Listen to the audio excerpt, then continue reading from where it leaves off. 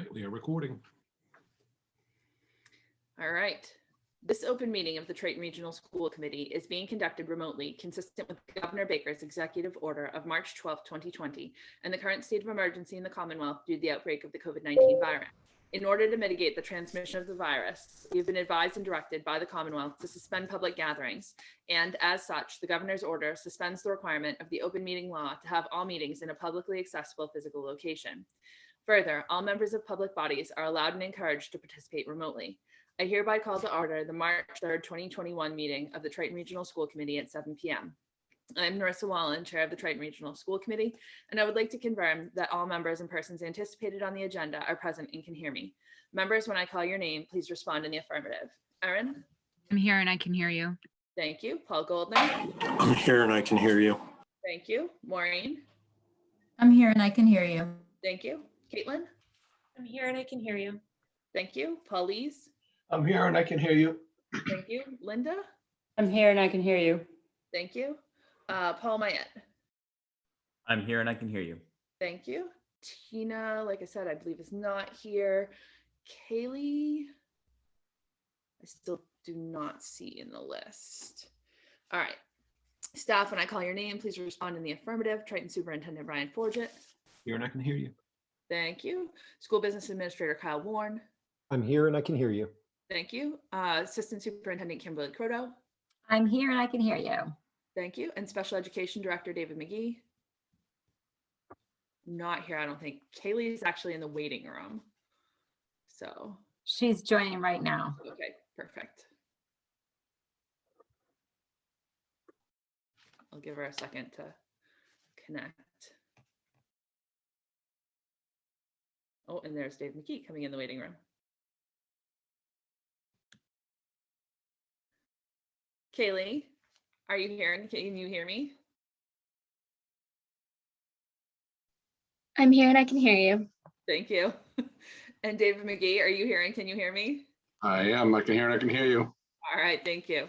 For this meeting, the Triton School Committee is convening remotely via Zoom using the information posted on the district's website identifying how the public may join.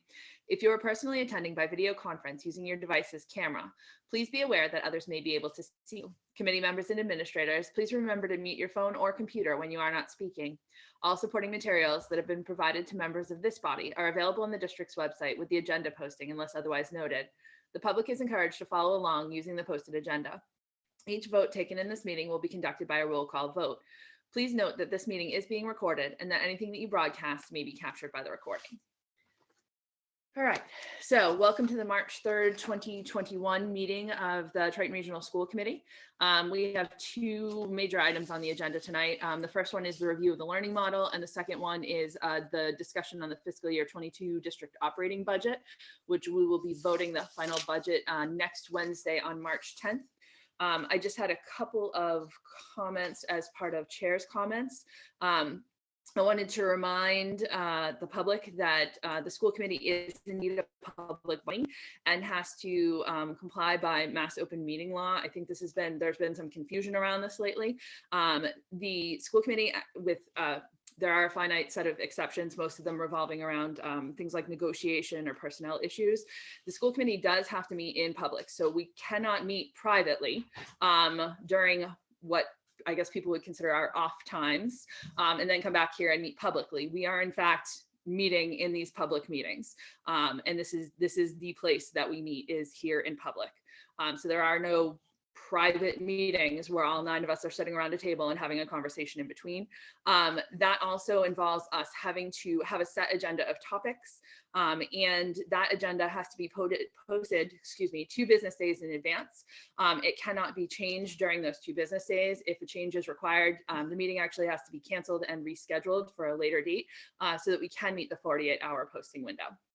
So I think there's been a lot of confusion around that lately. Seems to be some thought that the 9 of us can just get together on any given day and go have a conversation either online or I don't know where, someplace, and kind of be talking things through and hashing things out. And I just want to make it clear that the meetings that are happening here in public. I also wanted to acknowledge, I forgot, I meant to pull the date. I believe it was Tuesday, was it yesterday, Brian, that we received acknowledgement of Tina Sortzis's resignation from the school committee, effective March 31st. Tina is hopefully going to be on later tonight. She actually had part of it, as she noted in her resignation letter, is conflicts with work that have cropped up more and more frequently with the coronavirus and the pandemic going on. So she has turned in her resignation, and that will be effective March 31st. And we're working with the Rowley Town Clerk's office, since they manage the elections, to kind of work through that process and figure out what comes next for that. So that said, we are going to move on to the next topic on the agenda, which is oral communications from the public. The next item on the agenda is public comment. Members of the public, the meeting host muted you as you entered the meeting. If you would like to address the committee, please indicate now that you would like to do so, either by raising your hand on your video call or using the raise hand option on the participant screen. The meeting host will unmute you so that you can address the committee. Please refer to the public comment policy language on the agenda when making your comments, and remember to speak clearly and in a way that helps generate accurate minutes. When you have finished speaking, the meeting host will mute you again. And I'll just read aloud briefly what it actually says on the agenda.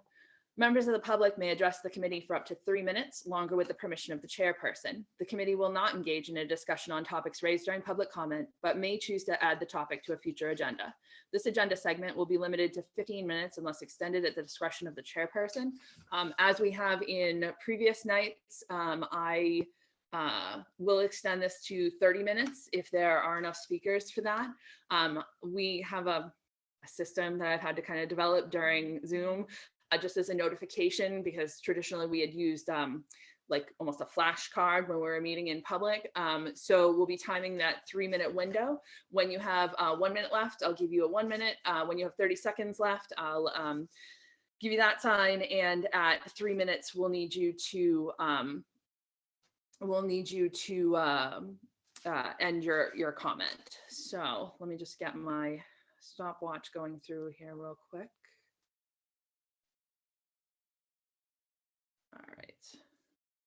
All right. Oh, unfortunately, my new participant screen. Oh, no, wait, I guess it's good. So Erica Jacobson is the first person I see. So I'm gonna, oh, it should be all set, unmuted.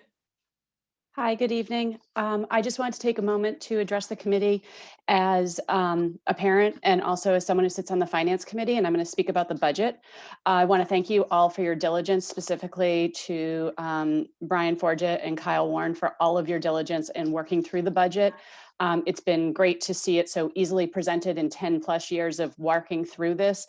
The attention to detail during a time when your attention is pulled in so many different directions with the school reopening, changes at the state level. I really want to thank you for continuing to be comprehensive, really thinking through what the towns can afford and how it's been presented. The new system of just the changes has been very easy to go through and communicate to other members of the finance committee in Newbury and the town that I work with.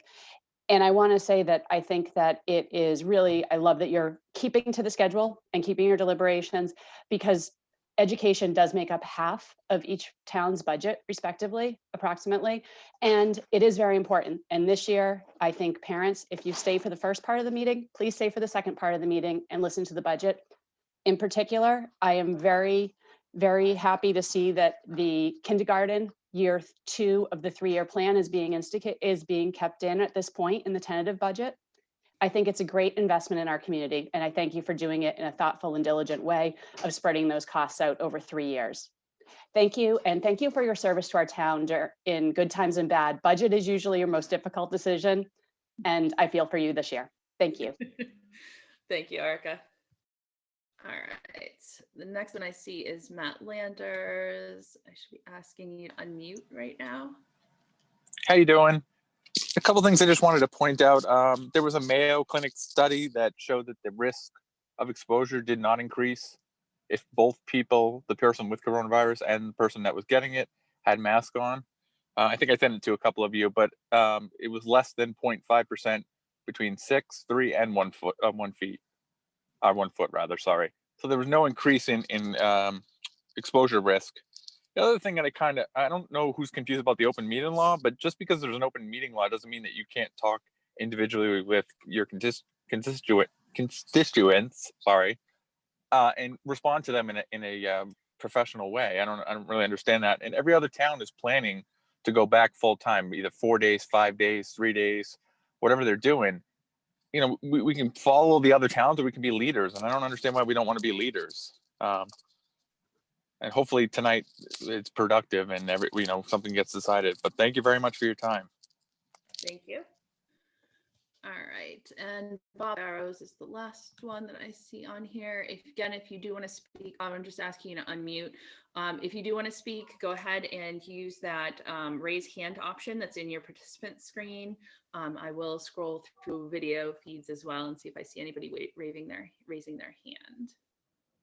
Bob, are you? Yep. Nope. Do you hear me? Yep. Hi, I'm Bob Barrows, Raleigh resident and parent of first grade and third grade. Apologize, my son's birthday party is going on, so if it's a little loud in the background, so sorry about that.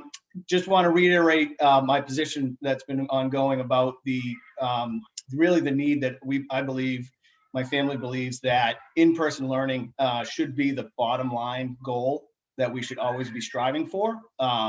And the pandemic obviously has gone on for 12 months. There was crisis mode, which occurred last March and April, which required extreme measures. But we should have been working, when we realized that it was going to be ongoing, to really finding and building a plan, set the goal for in-person learning, and doing whatever we got to do to figure out what we need to do to keep that going, whether the pandemic's going on, whether there's high transmission rates and whatnot. So that should really always be the goal that we want to get to, and not just be going week to week and going from there. So I know that the DESE is going to be publishing some items probably next week, I believe, or on Friday. I'd hope that the committee truly takes that and is going to have to do what it has to do with that. But in parallel to that, constantly keeps thinking that the goal is in person. And for Triton to really keep striving for that and focusing on what we need to do. Is it $10 million we need to make it happen? Is it 6 months of work? Because this is not going to go away. There's always going to be these issues going on. So don't want to just keep treating this as a simple thing that's going to happen, go away on its own. Everything's going back to normal. So that's my kind of, again, reiterated input for the committee. And thanks again for everybody. I know all your efforts are great, especially under the circumstances. So thank you as well. Thank you. All right, I do not see any more hands. Let me just do a quick scroll through video feeds. And I am seeing none. Oh, hang on. Late addition, Brad Lacey. Hang on, Brad, I'm gonna ask you to unmute. Hi, thank you for the opportunity to speak. We just wanted to reiterate, obviously, I think as a lot of parents are saying, about the need for in-person learning. And I think we've seen this week the acceleration of the governor's plan to vaccinate educators and move that whole timeline forward. I know in our family, we're concerned about not being able to have more in-person learning before the end of the school year. And without a clear and definite plan, we're concerned that he's going to basically go into summer not having the opportunity to kind of catch up for this grade of learning. So I think really these last few months of the school year become very critical as far as we're concerned. Thank you. Thank you. All right, Wendy Richardson, I'll ask you to unmute. Hi. I just want to basically echo what other people are saying. These kids need to be in full time. My daughter's in the 6th grade at Salisbury Elementary. She is going in person full time as a high priority student. She's still struggling. Nothing's the same. They miss the socialization of their friends being in class with them. It's crazy. She's probably like most other kids. She's become withdrawn. She's put weight on. She's depressed. We've had instances of self-abuse where she punches herself in the head, pulls her hair out. It's crazy. And to think that other districts are getting their kids back in person and have solid plans working around the open meeting laws that you guys seem to be using as a scapegoat tonight is just unbelievable. It's very angering. We've all emailed you. We've emailed you personal things about our families. And it's like you guys don't care. You know, as long as your kids don't have to change teachers, everything's good. And that's not okay. Like I said, other districts have figured it out. It's time to figure it out. Thank you. Thank you. I'm assuming this is Martha is next on the list. Hello. I just want to say thank you very much for allowing me to speak. I really just, you know, I guess some basic things for me is I appreciate and can't wait to hear what, you know, Brian has, him and his team have put together, whether a decision gets made tonight or not. It's a beginning. I know you are not the only district at this point that is in this process at this point. One thing I really would like to ask is that I understand what Jeff Riley and the governor are asking about elementary school kids, but I really would like to ask that you allow the seniors to return to school. And truth be told, let the seniors be your guinea pig, the guinea pigs, I guess, so to speak, at the high school in terms of figuring out the hallway transitions, the where they have to go, how often, you know, who needs to move first, the lunch schedule, maybe the release time if you need to release, you know, in waves. I guess use the seniors, and then if necessary, bring the juniors in a week or so later and allow these kids to be the guinea pigs for whatever is going to work at the high school. These kids do not have a lot of time left. If the goal is to get all these kids back this year, and then again, pretty much everybody next year, because I'm hearing that remote probably isn't going to be an option, this is the time to figure that out. And I know your biggest roadblocks are the I think we lost you, Mark. yeah, sorry, I unmuted, sorry. Okay. I mean, I muted myself. So I know your biggest roadblocks, at least at the high school and the elementary and the middle school, are the lunches and the transition. And, you know, I did suggest to some people to look at what Salem, New Hampshire has. They have some great information. They've been very successful all year. And I think things that they're doing up there could be very useful with regards to the hallway transitions, as well as the lunch schedule. So I really appreciate you heading down this path. It is not an easy one. The kids do deserve to be back. We'd like to have them back sooner rather than later, but I know it's not a magic wand. So I just, again, want to say thank you very much and hope this works out. All right, thank you. Yeah, I'm good. Thank you. Thanks. Julie Andrews is the next one. Just a real quick comment. Yeah, muted. Comments were made last week or at the last meeting regarding potentially having a different teacher. How different is that from having a teacher on maternity leave and having a replacement for that? That's just my question. It's not different at all. So that shouldn't be a factor in this. And these kids need to be back in school. That's it.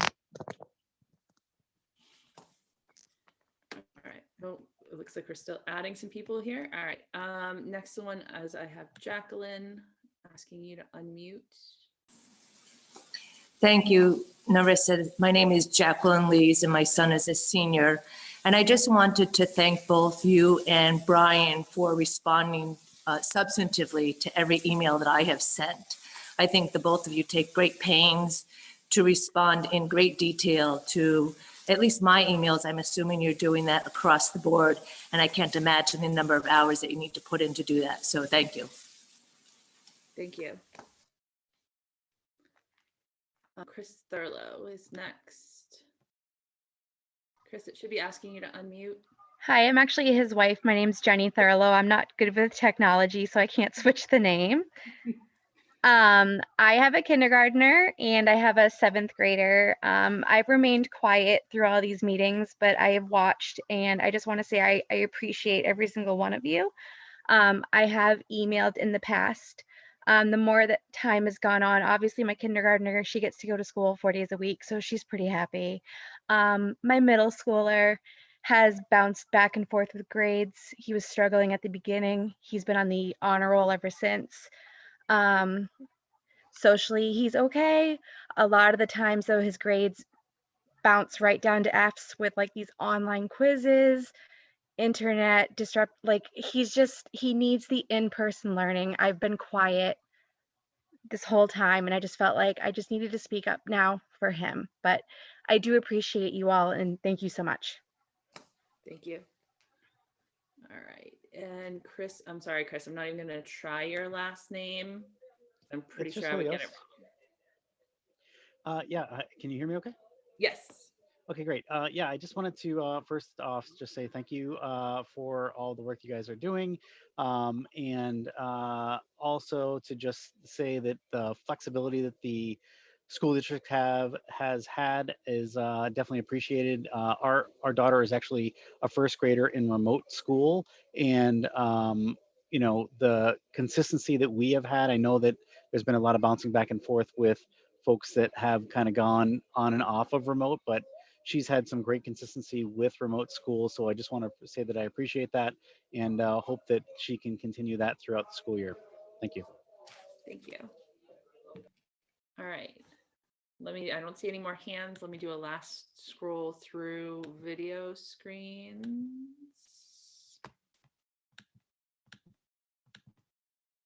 And it doesn't look like I'm seeing any more. I don't see anyone either. You don't see anyone either. Okay, perfect. Let's move on. And the first item is going to be the review of the learning model. So Brian and I kind of split the work here tonight. So what's going to happen first is I put together a quick slideshow because I thought it was the easiest way to do it, to go through the latest DESE guidance and the CDC guidance. I pulled screenshots wherever I could. And then Brian's going to talk about I kind of pulled the major guidance. Brian's going to talk about, I guess, the kind of secondary guidance, and then how some of this is applying directly to Triton as we, have started to kind of think through everything that's first come out. So do you mind throwing up the presentation, Brian? Can you go back one slide? I think you're on slide 2. There you go. Okay, so I'm going to go through this relatively quickly, but I'll rely on the committee to interrupt me if they have any questions on this. So there were 4 pieces of major guidance that came out recently. There was DESE transportation guidance, which came out on February 11th. The CDC put out an operational strategy for schools on the 12th. The 23rd was they call it the initial information on expanding in-person learning this spring. I would call it the text version of the press conference that I think we all have read about. And the 26th was the CDC ventilation in schools and childcare programs. So if you can flip on to the next slide for me, Brian. I tried to sum these up to make it a little bit easier by pulling out all the kind of common things. These are obviously, some of them are, I think one of them, if you printed it, it was 17 pages. So there's a lot to them, but a lot of it's repetitive. So there are some kind of big things that are a must as far as mitigation strategies. Masks is a big one that's mentioned in basically all of the guidance that we're getting. Hand washing and respiratory etiquette is another one. Healthy facilities is a third one that goes to ventilation, cleaning of surfaces, that type of thing. And I'll actually say there is nothing in the CDC ventilation guidance that came out. That's all pretty much included here. I didn't include any of that as being new or different because it's very, very similar to what we went through last fall with the ASHRAE guidance, which included things like opening windows and going through your HVAC system to make sure that you were getting air changes, to make sure that your ventilation was, or that your filtration was up to par, and making sure that if it wasn't, as you were running your tests, that you looked at standalone units to kind of supplement that. So I'm not going to talk anymore about the CDC ventilation guidance. That's the only one that really doesn't have anything different in it. And then contact tracing and everything that requires. All of these note as well social distancing, but the social distancing is different guidance to guidance. So I'm actually calling that out later in the presentation as one of the differences. They all recommend state that staff vaccinations are kind of an extra layer of protection for staff, but not something that's required for being in person. They talk about the lower risk for elementary school students and how that should be taken into account in plans that are made. Talking about the importance of offering a remote learning option. The CDC actually says that districts should offer a remote learning option. DESE says that that districts must offer a remote learning option. Districts have to prioritize the students who are at the highest risk for learning loss. So these would be our high priority students for us. They're called different things and the categories are a little bit different in each of the guidance that you read. So for instance, the CDC guidance focuses more on special education students. You see that a lot in their guidance, whereas DESE tends to kind of broaden the definition of what would qualify for a high priority student into things like students that are housing insecure, English language learners, that type of thing. And then both of them go pretty extensively into the importance of having a comprehensive COVID testing program for the district. So if we can head on, Brian, I took these in chronological order. So the first one that came out was the DESE transportation guidance. As you'll recall, in the fall, they were recommending sort of every other seat kind of catty corner. And Triton, they didn't have a specific on ventilation. Triton had settled on two buses on each, or two windows on each side of the bus, down 2 clicks to satisfy that. Now with the new guidance at the elementary school, regardless of the transmission in your community, the requirements for students are lifted. At middle school and high school, it does differ based on high community prevalence, but I will note that Triton has actually based all of our calculations and distancing already or previously on this idea of having students on a bus bench because our bus benches are relatively small and you can't really fit more than 2 high school students or middle school students on a bus bench anyway. That said, along with kind of allowing more a tighter grouping of people, they've also changed the ventilation requirements. So in times of good weather, windows have to be open at all times during operation of the bus by at least 2 inches. And then in bad weather, that can be limited to every other window. They actually, I didn't pull the quote. This is literally a screenshot from the document. They actually reference later in the document having some sort of rain barriers so that even when it's raining, you have the ability to keep those windows open. So, all right, moving on to the next one. All right, CDC Operational Strategy. So a few differences here. They talk about prioritizing schools over reopening and remaining open for in-person instruction over non-essential businesses and activities. So if you have high transmission in your community or even moderate transmission in your community, they talk about prioritizing things like schools over, for instance, in-person dining. They also talk about prioritizing in-person school over extracurricular activities, sports, school events, that type of thing. The CDC actually spends a good portion of their guidance, more than I've seen in others, which is why I called it out here, on health equity concerns. This understanding that that certain socioeconomic groups, ethnic groups, racial groups have been hit harder by COVID in a variety of different ways than others, and that those groups need to be considered as you're talking about learning model and the mitigation strategies that you're using in your schools. If you can move on one more, Brian.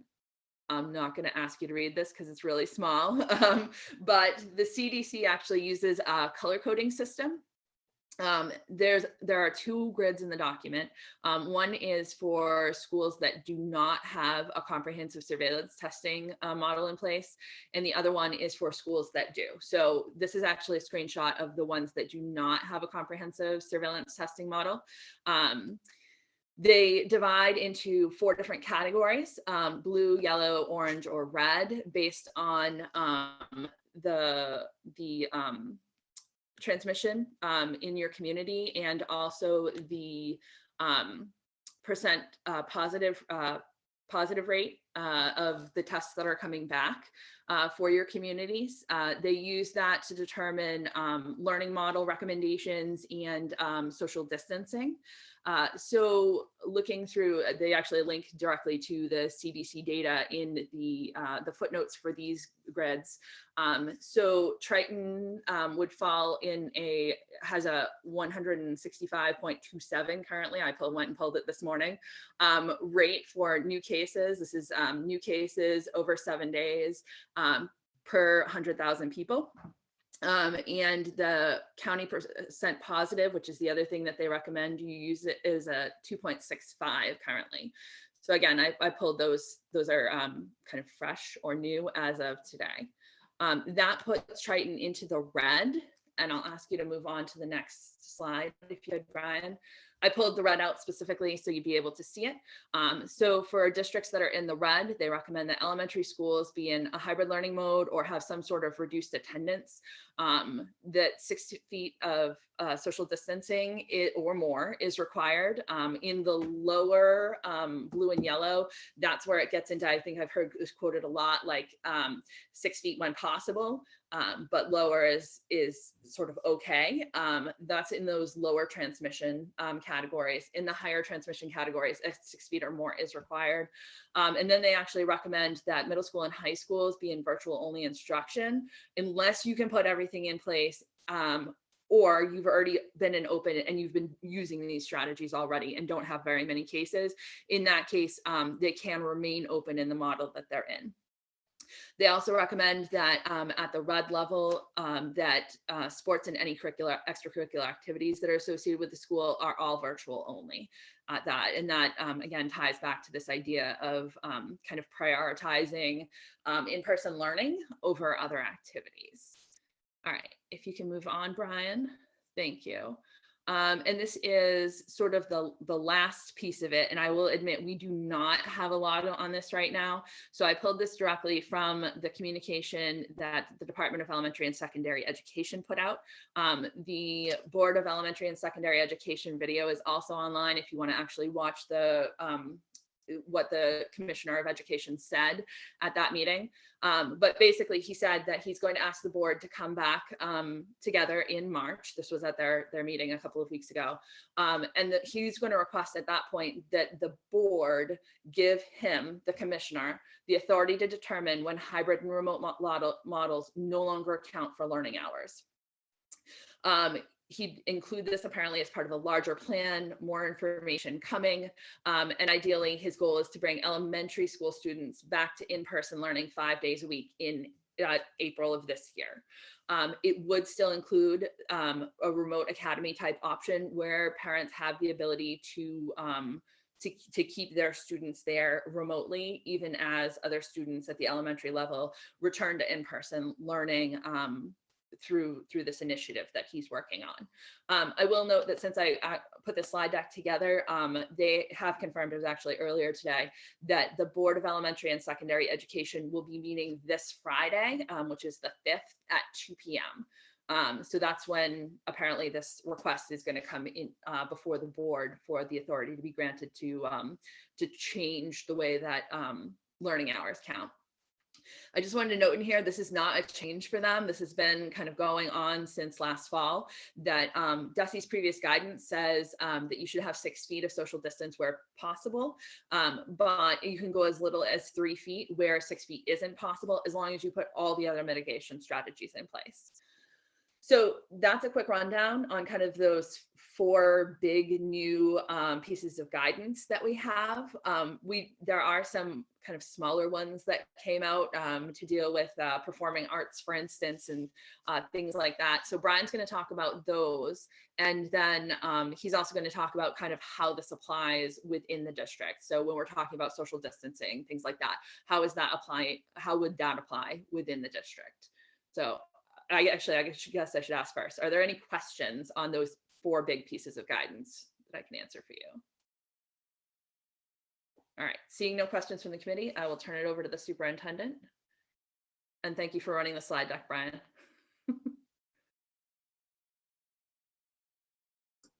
Sorry, running two screens with mute, making sure I'm not muted in one. And can you hear me? Yes, right? Yep.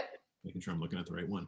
All right, so just to follow up on and continue what Narissa was speaking about, this, as she noted, we don't yet have the details from the Department of Ed. So there were requests, discussions about, you know, what the plan would be. Would we be able to present a plan that aligns with the department and what they're requiring tonight?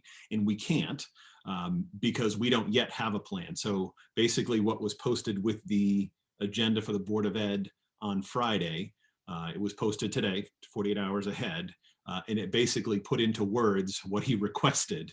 And he noted in that posting that detailed information would be provided to the board on Friday at 2 o'clock. So we are in a position where we know it's coming.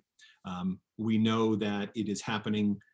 There is going to be change in requirements within the month of April, but we don't have a set date yet. So just to confirm where we are now, again, at 6 feet in a hybrid model, we have maxed out our capacity at 6 feet. So we have, you know, obviously currently the 2 cohort hybrid model, and over the months and weeks, we have added more, not in great numbers because of capacity, but in various areas have added some additional high priority learners as the needs present themselves, as well as when the space is available within the buildings, keeping with the 6 feet. So that is currently the model, and that will remain the model until we're able to take the next step. I did want to note that I put out a little snippet of information to families to be on the lookout. We chose not to go forward with the pooled testing at this point, but we are proceeding with the Binex now, which is the rapid antigen testing. So we are now, I believe, about 95% done with the approval process with Project Beacon. And so we're just waiting for one final step so that we can get that information out to parents. That will require an electronic consent so that students can participate. It is voluntary, it is not required, but it's a rapid point of care test that would give us a response in 15 minutes. And that is only for symptomatic individuals. So those individuals will have to be leaving school anyway. So this allows us to have that diagnostic tool on the way out the door. So Narissa mentioned updates, some other changes that we've made recently. So certainly not as big as transportation, but back in October, we got information on woodwind and brass instruments that previously weren't allowed. We are allowing those now as of later in the fall. Those can be used with a bell cover and also a special mask that has a full facial covering with a flap for the mouthpiece. Just this Monday, apparently this has been quite a debate raging at the state level with any singing groups, but obviously for obvious reasons, anything where you have increased respiration, you have increased possibility of transmitting the virus if you're positive. So certainly we talk about PE and athletics. When you have increased respiration, we have to have more precautions. The same was the case with singing. So they did bring or put out revised guidelines as of Monday. So we're working to implement them, which allows singing inside. It does require a minimum of 10 feet of distancing, preferably in a well-ventilated space, not in a small classroom. So we can spread out at least 10 feet, hopefully a spacious and well-ventilated room, hopefully snug masks, not just a loose mask. And then also requiring that we limit that to, in the vicinity of 30 minutes at a time. So those are a couple pieces that we have changed. And so again, the singing most recently, so that's literally changing as we speak. One other piece that we're expecting, someone mentioned it, I don't know if this was Narissa or a comment. Cafeterias are absolutely, if you speak with any school, cafeterias are the place where we come up against the greatest challenges because everyone's unmasked, which means that we have to maintain at least the 6 feet of distancing.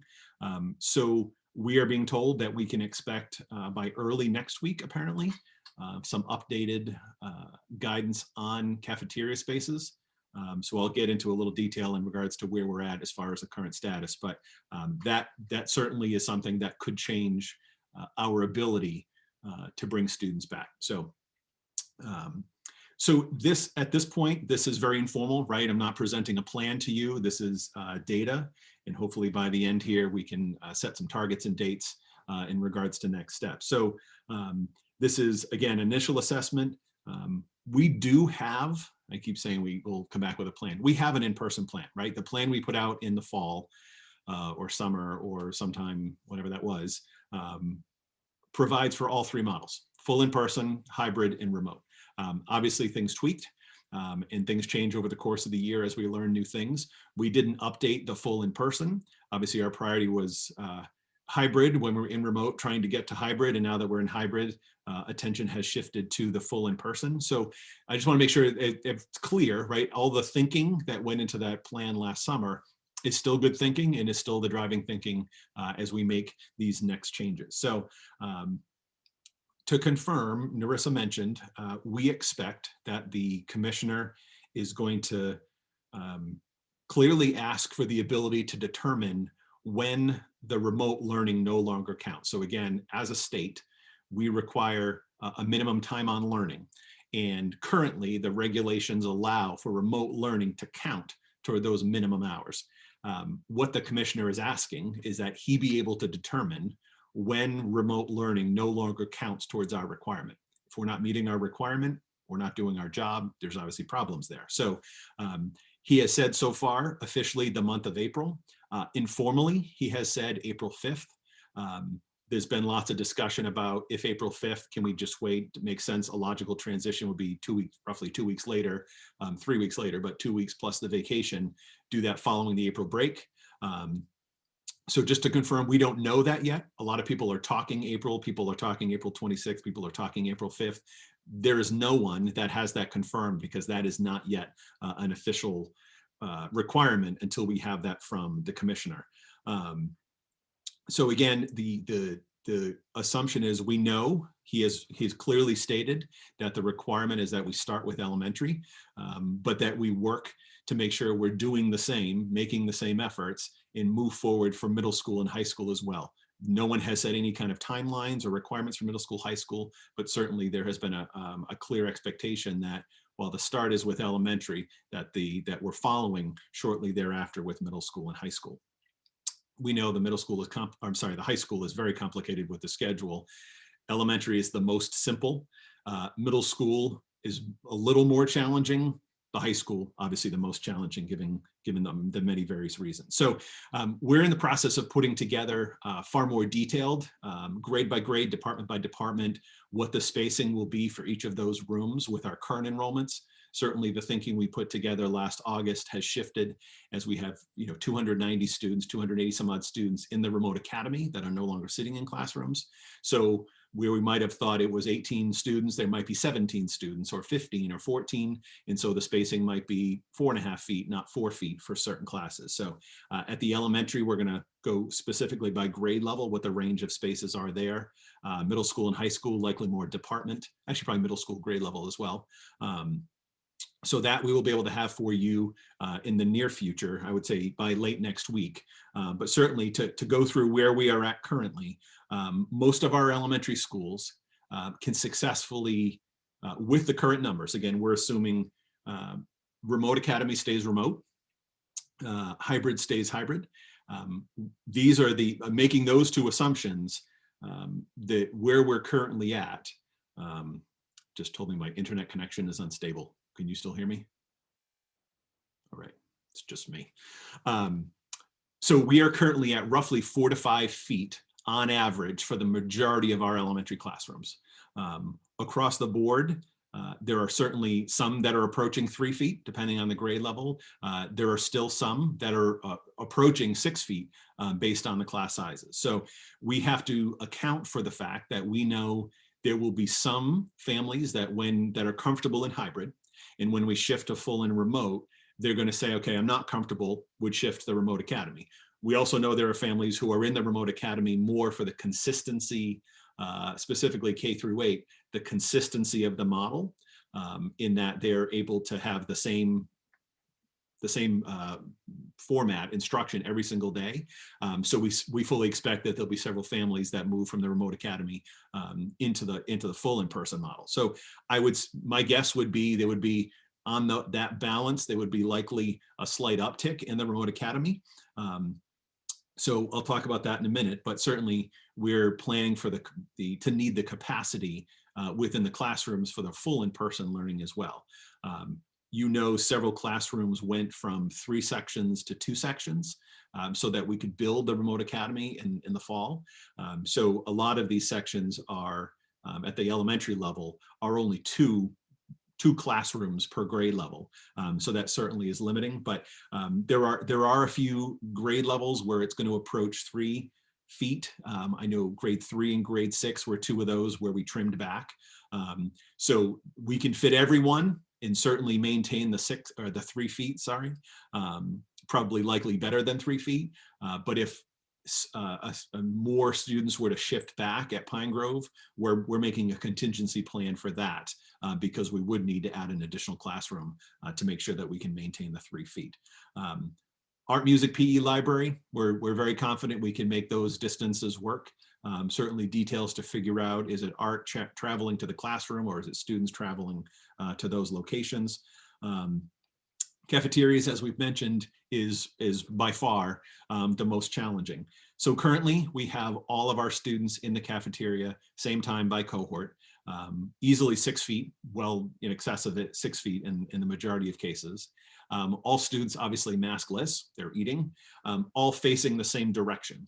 So what we've determined is in all of our cafeterias for every grade level, and again, confirming this, but initial assessment is all cafeterias, all grade levels for the elementary level, we can maintain the 6 feet if students don't have to be facing the same direction.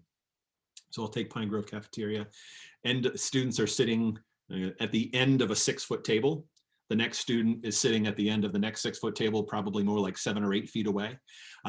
If we can rearrange the cafeteria so students are still at either end of a 6-foot table, likely 6 or 7 feet away from one another, maybe use plexi barriers, that would allow us to still maintain the 6 feet maskless and make that work. So we're reviewing that, certainly eagerly awaiting the guidance from the state.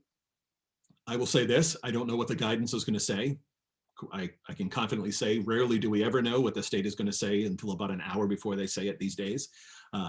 So I would be hesitant to pull inside of 6 feet in the cafeterias, right? I'm okay, and I've now settled on the 3 to 6 feet. I'm good. I feel like we can move forward 3 to 6 feet when we're masked. When anyone or everyone is unmasked, I'm very comfortable going inside of 6 feet. I don't know what the state will say. That's my personal opinion. So again, I believe if we can make that adjustment so students aren't having to face all in the same direction, that we would be able to do all lunches as we currently do them, as they're scheduled, full grade levels in the cafeteria, just based on the fact that we have relatively large cafeterias.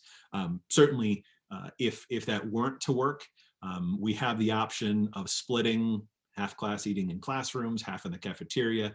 It all comes down to monitoring. I'll talk about that in a little bit. That comes down to the number of bodies we have available to monitor students. One of the values of making the cafeteria work is that it's one location, monitoring 60, 70 students spread out in one large location is a lot easier than having students in the cafeteria, but then also having 3 or 4 classrooms where we also have to cover, so that it requires 3 or 4 additional bodies. So that's roughly where we're at with elementary. At the middle school, still we're roughly in the 4 to 5 for the vast majority of classrooms. Have quite a few who would actually, are classrooms that would likely be closer to the 6 feet. And there are very few that would approach the 3 feet. Again, art, music, PE, other, industrial tech, all varied, but doable with the 3 feet. Certainly it's going to depend on the classes. In the larger classes, when we get to the middle school, again, it's not balanced classrooms in a grade level. It tends to be, there's a selective with elective schedule. So that creates an imbalance in the number of students enrolled in each class. So it's going to vary a lot more, but we believe we can pull every student in at 3 feet or greater. The majority will be greater than 3 feet. Again, cafeteria, bigger challenge at the middle school. Certainly doing the same thing now, 6 feet, all in the same direction, maskless. We cannot accommodate all middle school students with the schedule in the cafeteria as we are currently set up. We're looking at alternative plans.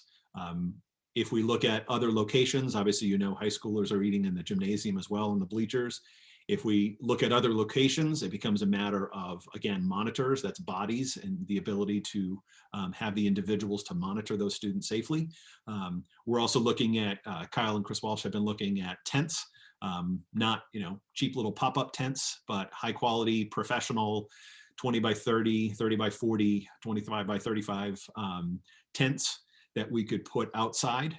Certainly that seems to be a very strong possibility, and we lead time, we can get those now. Last year you couldn't rent or buy a tent without a 3-month, 2-month lead time. So we have a resource, and we're working on that. That would provide additional outside seating. It's not the line, it's not the serving capacity, it's the seated capacity. So we'll certainly continue to pursue that. Obviously outdoors, a tent is a little more dependent on warm weather. But once we get to warm weather, that is an incredibly viable solution, and it keeps all students there by the cafeteria rather than sending them off into other places within the building.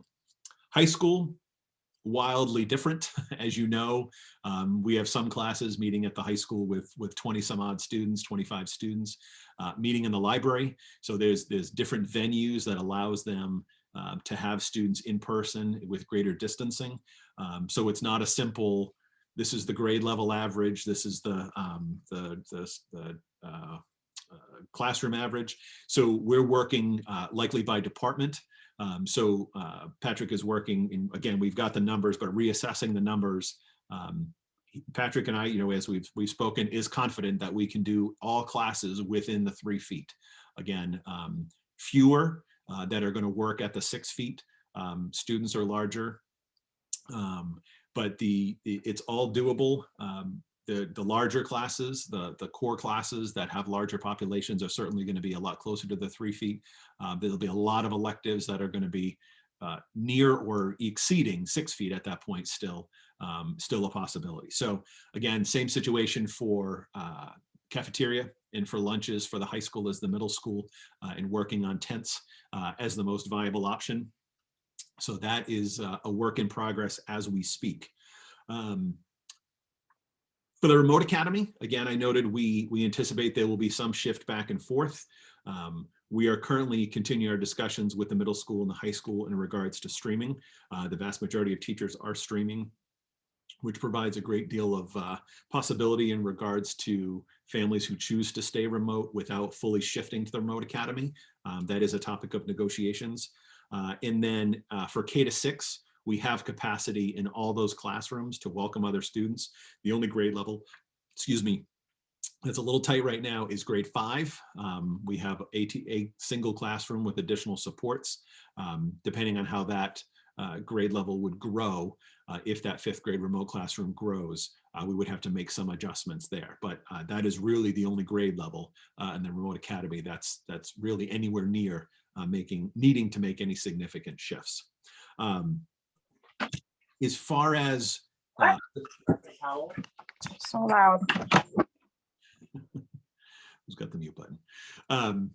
As far as timing, some of the things that that are a factor as we look for the when, I think it's safe to say this is happening, right? I can speak for myself. I've been, since we learned about this, as the commissioner, literally was sharing this with the Board of Ed.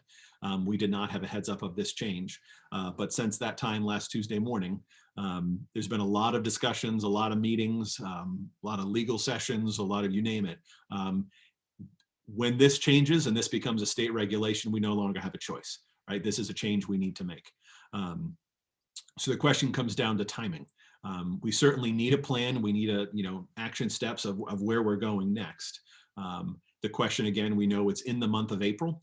We don't know yet the timelines, but there are certainly things that need to happen in order for us to take those next steps. So whether people like it or not, we've had a great working relationship with our associations. I've seen lots of opinions online floating out about blaming this on the unions. This is not the union's fault.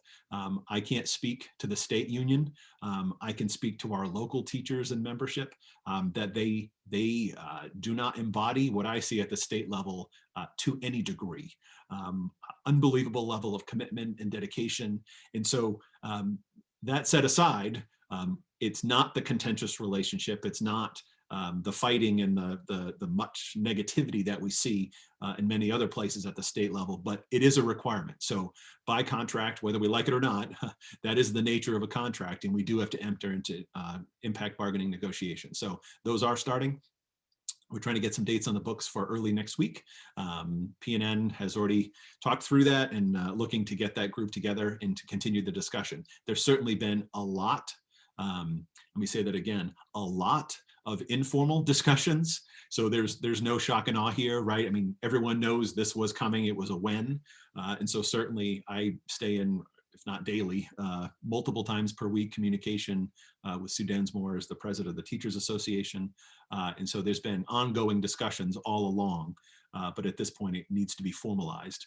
And so that's a requirement, that's a factor for timing in regards to when this happens. The vaccine, I know there are a lot of opinions about the vaccine. We just learned today, very interestingly, the governor noted that he had no idea that at the federal level, they were going to qualify teachers and require in the month of March. And then lo and behold, teachers are eligible, all K through 12 educators and staff are eligible within the CVS system. I went on quickly online this morning to look at the CVS system. There's no appointments for a long time. They announced then today, the governor announced that teachers are eligible as of March 11th. So that is good news. Obviously, we've been talking about this for a long time.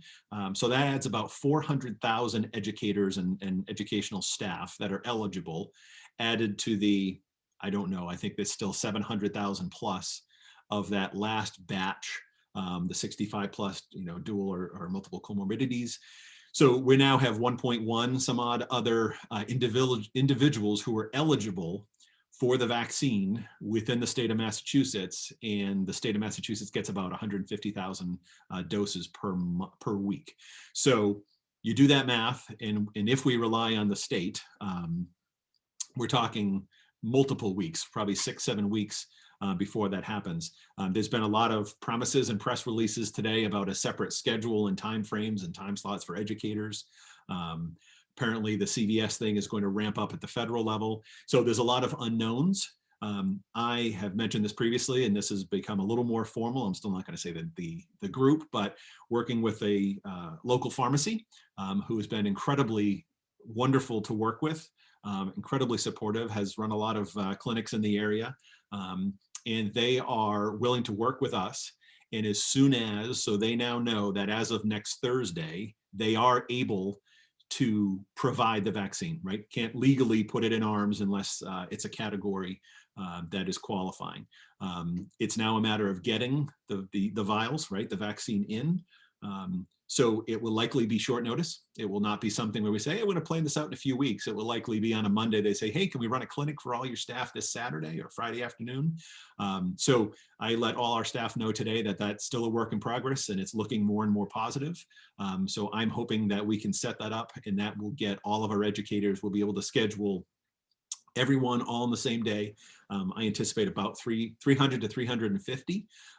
That nets off of about 450 individuals. There were some who we know won't take it, but the larger number netted off there are folks who have already qualified and received the vaccine, and so have said they won't be needing it. So looking to set that up. It's a half a day to get everyone their first dose, and then a half a day to get everyone their second dose, and working on those of you who those who have received the vaccine know the second dose tends to be a rough 24 hours after receiving that vaccine. So working through all those logistics, I'm feeling more and more positive, and hopefully be able to say a name and a big, great thank you to someone very soon. So I do want to say, I've heard lots of opinions about the vaccine. I've heard lots of people talking about, I have to do this, I have to do this job. It's not to minimize anyone else's role and need for the vaccine. But working in a classroom with 20 students in these times is challenging. So, this is important to educators. This has been a pivotal discussion point since this all began and we started talking about a vaccine. So everything changes in regards to how easily we move to the next step when we can get that vaccine. We can make that a reality for all our educators and staff. So just putting that out there. SNAC is just some other things we're thinking through. SNAC, certainly if we're at 3 feet in a classroom, we can't have students sitting at a desk eating at 3 feet without a mask. So working through logistics, do tents somehow play? Obviously, if it's we're going outside, piece of cake, right? If it's kids going out to recess, SNAC is very doable when kids can distance outside. But on bad weather days and what have you, we're looking at does the tent or do tents play a role in making that more possible? So talking through those logistics, but that's an item. Furniture. I don't know if you take the middle school, high school alone. There are now 6 trailers out as you're leaving the campus on the right there that are full of a lot of furniture. And so we're going through the process to make sure we know we're still not going to fit all of the general classroom furniture, but the desks and chairs, that all has to get out and reset. I can use Pine Grove as an example. Pine Grove, when we did the building project paid for all tables. And so we now can't use tables, obviously, so we need desks. So we purchased 250 desks when we shifted to hybrid back, or prior to shifting to hybrid, and then we're going to need another 225 desks. So that's a work in progress to get those desks in. So a lot of furniture logistics when you're setting up classrooms for 2,300 students. Again, I've mentioned the tents a bunch. There's good uses for those. We're not talking about cheap tents. We're talking about $3,000 to $5,000 per tent. But we talked about the value of purchasing the tents versus renting the tents. And at this point, it's really not that much more to buy them than it is to rent them. And when we're talking about COVID stimulus funding and silver linings for one-time funds, this is a great opportunity to put these tents, within the district's tool chest, because they can be used for all kinds of things down the road when hopefully someday COVID is a distant memory. So still working through the tent piece, but we have a path forward to get those in a matter of a couple, 2, 3, 4 weeks. It's not I don't remember how long it was, Kyle. It was a ridiculous lead time. Basically, people started laughing if we looked for a tent last spring. Another issue we're looking at, and this has been something where our pay rates have not been enough. I know other districts have talked about volunteers in schools to help just the traffic flow. I'm going to use that term. We are looking at what it would cost to pay all of our monitors, lunch recess monitors, paying below minimum wage right now. Schools, districts, towns are exempt. So if we were to bump that up to a far more attractive rate, minimum rate or above that, can we afford that? Because all the existing monitors would have to be paid that through the balance of the pandemic and beyond. And would that attract additional individuals? At the high school level, we need more adults in the hallways, just as a reminder, right? I mean, there's 3 times as many kids, or with a full school, there's 7 times as many kids as there are adults. So having more monitors in the hallways, whether it's students going to the restroom between breaks or, at passing times, just being there, reminding, keep your distance, get that mask up. At the elementary level, classes moving between locations tends to be much more structured, but students leaving the class to go to the restroom, monitoring in the cafeteria, recess. So that's a big, we've got that as a kind of a assessment that Kyle's looking at about what we currently have, what we could potentially draw. As is the case, there's been lots of discussions. You hear a lot of people say, all right, let's just add more teachers, and we need all that. We can get the money, we have stimulus money, just add more teachers. We can't fill the positions we have, let alone find new people. So looking for a way to make that whole monitor a much more attractive position. So that's kind of where we're at. I think in summary, we can bring everyone back 3 to 6 feet. That is certainly, it's been the discussion all along. I think, or I should say that the 6 feet of distancing has been the kind of the linchpin in our discussions for quite some time.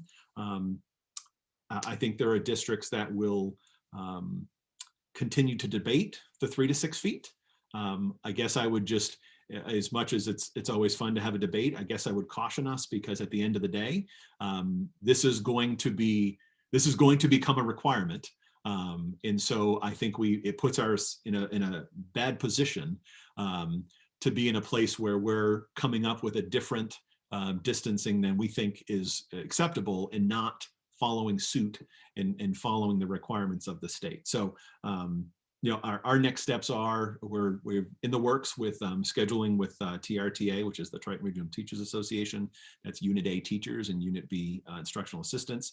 Going to put together a survey for parents, just to get it's not going to be a long one, right? Again, this is different than what options and various options. This is just get a sense of the numbers who will shift to full in person, those that might be shifting to remote, and likewise those that will shift from remote academy to full in person, as well as transportation, the numbers that would be riding the buses.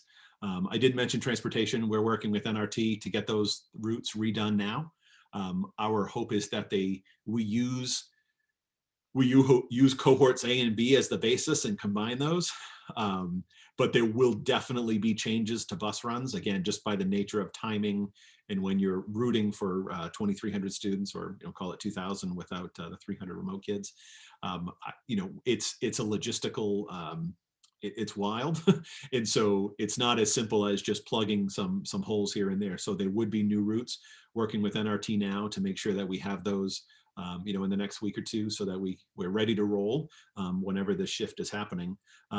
And then I think it's important for us to set a target date tonight of when we would be looking at taking a next step. I would encourage you to use April 26th as the latest. I think that's, I don't know, I could convince myself of both, that the commissioner is going to say April 5th. I could convince myself that he's going to say April 26th based on the feedback that's been happening. But I think that, it's clear we're going to have to start this transition within the month of April. And so I think it's important for us to set that as a target tonight. And then if it's the 26th, I think that's the, no later than the 26th, and being able to, charge me being able to meet an April 5th deadline, if that's what ultimately comes forward. That's a lot of talking. I was going to say, is that a pause to take a breath, or is that a pause for questions? That's a pause for questions. Okay. All right. So thank you, Brian. And I just did want to note too that that the data review group met yesterday. I know this was one of the things that we had talked about, just mentioning here as well. The data review group did meet. We kind of talked through all of this, at the level that, not necessarily at the level that Brian just went through it, but a lot of it. They, obviously it's kind of one of those things, like when it's a state mandate, it is what it is, right? But they I think they agreed largely with where Brian's areas of concern were, as far as cafeterias and snacks and things like that, particularly where students are unmasked. Obviously there's going to be a lot of work on their part as well, because this will change contact tracing. So that's going to be a kind of a consideration on their part as well. But they didn't have, I guess I think we had this conversation, right? If you're going to be told by the state that your minimum is 3 feet, there's, in my mind, no point in going to your health experts and asking them what their opinion is, right? If they say 6 feet, it's not going to change anything for us. If it's mandated at 3 feet, it is what it is. So we didn't have that conversation. This was just, you know, a real quick, like, tell us where your concerns are. Here's where we're at. If you have any feedback for us, kind of let us know now. So I don't know if Maureen has anything additional, or Brian. No, I think that was a good summary of what we discussed. I think the only thing I would add is, you know, we did have a conversation about the vaccination, which that changed from the hours after we met. So it's the way things go. But our lead district nurse did also make a comment that if we do make a change to do the 3 to 6 feet, if we could try to keep teachers at one of my notes is to keep teachers at a 6-foot distance until they're fully vaccinated. So I just thought that was a good point that she raised. So that's all. Yes, thank you. Thank you for noting that, because when I was meeting with the principals, we talked about that one was talking about maps that were drawn and left to 6 to 8 foot at the front of the room. Again, 6 to 8 feet at the front of the room is different at the high school level than, you know, in a first grade classroom. Teachers don't stay still. But I think that, you know, certainly whenever maintaining that 6 feet for educators is certainly the goal. Yeah. Yes. All right. So Paulise is the first one that I see on the. So Brian, I just want to ask and dial into that discussion you had about time on learning and Commissioner Riley. And my question is, you were using the word remote model and Attorney Riley assessing the remote model. Isn't it really a function that he would be looking at the hybrid if communities were remaining in hybrid and not returning to full in person? Yeah, so what the commissioner is asking is that, so when we say the remote model, and then there's the hybrid model that has remote time. So basically what the Board of Ed approved months ago, I don't remember when, on an emergency basis was basically that allowed remote learning. Anytime a student is not sitting in a classroom with a teacher, anything remote, whether that's full-time remote or that's a remote day in a hybrid model, the emergency regulations, which are now official regulations, allows that to be counted towards our time on learning. What he's asking on Friday is that the board allows him to determine when any remote learning, when I say remote, thank you for clarifying that, because when I say remote, that's a remote model, all remote, or in a hybrid model, all of the remote days. So Monday's a remote day, and then Tuesday and Thursday or Wednesday and Friday are remote learning days. So anytime that a student is learning remotely, he's asking that the board gives him the authority to set a date of when that will no longer count. So that's what, and then this is the piece we haven't seen yet. We know he's going to ask for that. What we don't know is what his plan is about what that phase will look like. We know he will say, I'm going to rule out any remote instruction counting for elementary in the month of April. And then we expect there'll be some phasing from there as far as the requirement. So when we last spoke at our last meeting, the question was asked whether there would always be a remote academy throughout this year. And it seems like that answer is changing. No, so that's the one caveat. So our model, right? So the model that we add, or that I will call it the base model, needs to return to full in-person learning, again, starting elementary and phasing towards high school. For the balance of this year, we also need to maintain the remote academy. So the remote academy is separate, right? It's not students who are learning remotely as part of a classroom in what is currently our hybrid model. So it's not students who are learning sometimes hybrid, sometimes in person, sometimes remotely via that hybrid model, but the full remote academy, that we can keep that through the balance of this year. I have not heard anyone state, including him, that it won't be allowed next year, but there's been very, very, very strong implications that he fully intends to make sure that the request he's asking on Friday, that all of this expires on June 30th. That as of September of 21, only in-person learning is going to count, and we won't be able to have that remote academy option. I was going to say, Paul, I actually have the proposed language here that's coming in front of the board on Friday. So it does talk, it talks about, like Brian said, adding this, this authority to notify districts that they can't use one of the alternative education models, being hybrid or remote, any longer. But then it says, notwithstanding the foregoing, districts and schools may provide remote learning pursuant to a remote learning model for the remainder of the 2020-2021 school year to those students whose parent or guardian selects remote learning for their student. So that's the remote academy language that's kind of been in there all along, and that does continue to be in there, at least in his proposed language. Again, nothing's been accepted by the board yet. Okay, thank you. Linda? Brian, the April 26th date, is that only for elementary? Or are we thinking of everybody going in at that time?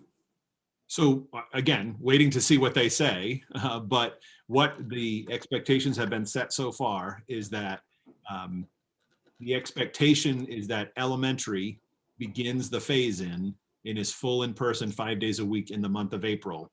And then we're working on a plan for middle school and high school thereafter. There's no reason why we couldn't choose to do middle school, high school all at the same time, right?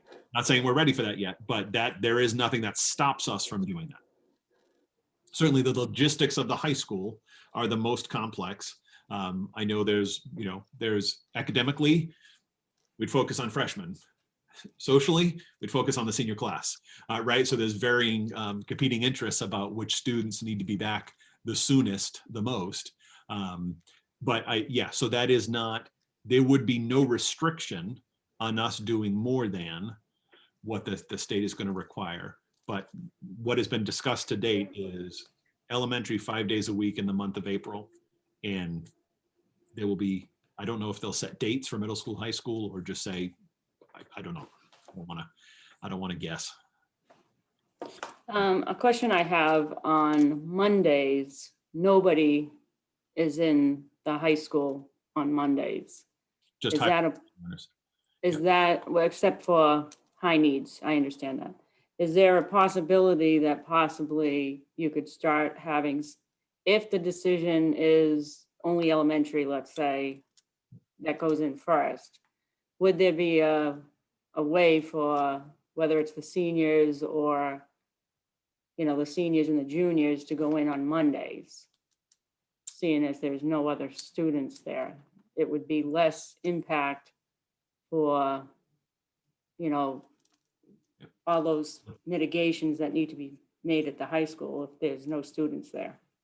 Absolutely. So yeah, so there, we could create the phase in how we think it makes the most sense. Certainly, I know there's other districts. One of our remote options early on was Friday or Monday or Wednesday. With the remote day was going to alternate each week, right? So we could move back to Monday is cohort A is in, and then you follow your regular cohort. The following week, cohort B is in. So 1 week you're in 2 days like you used to be.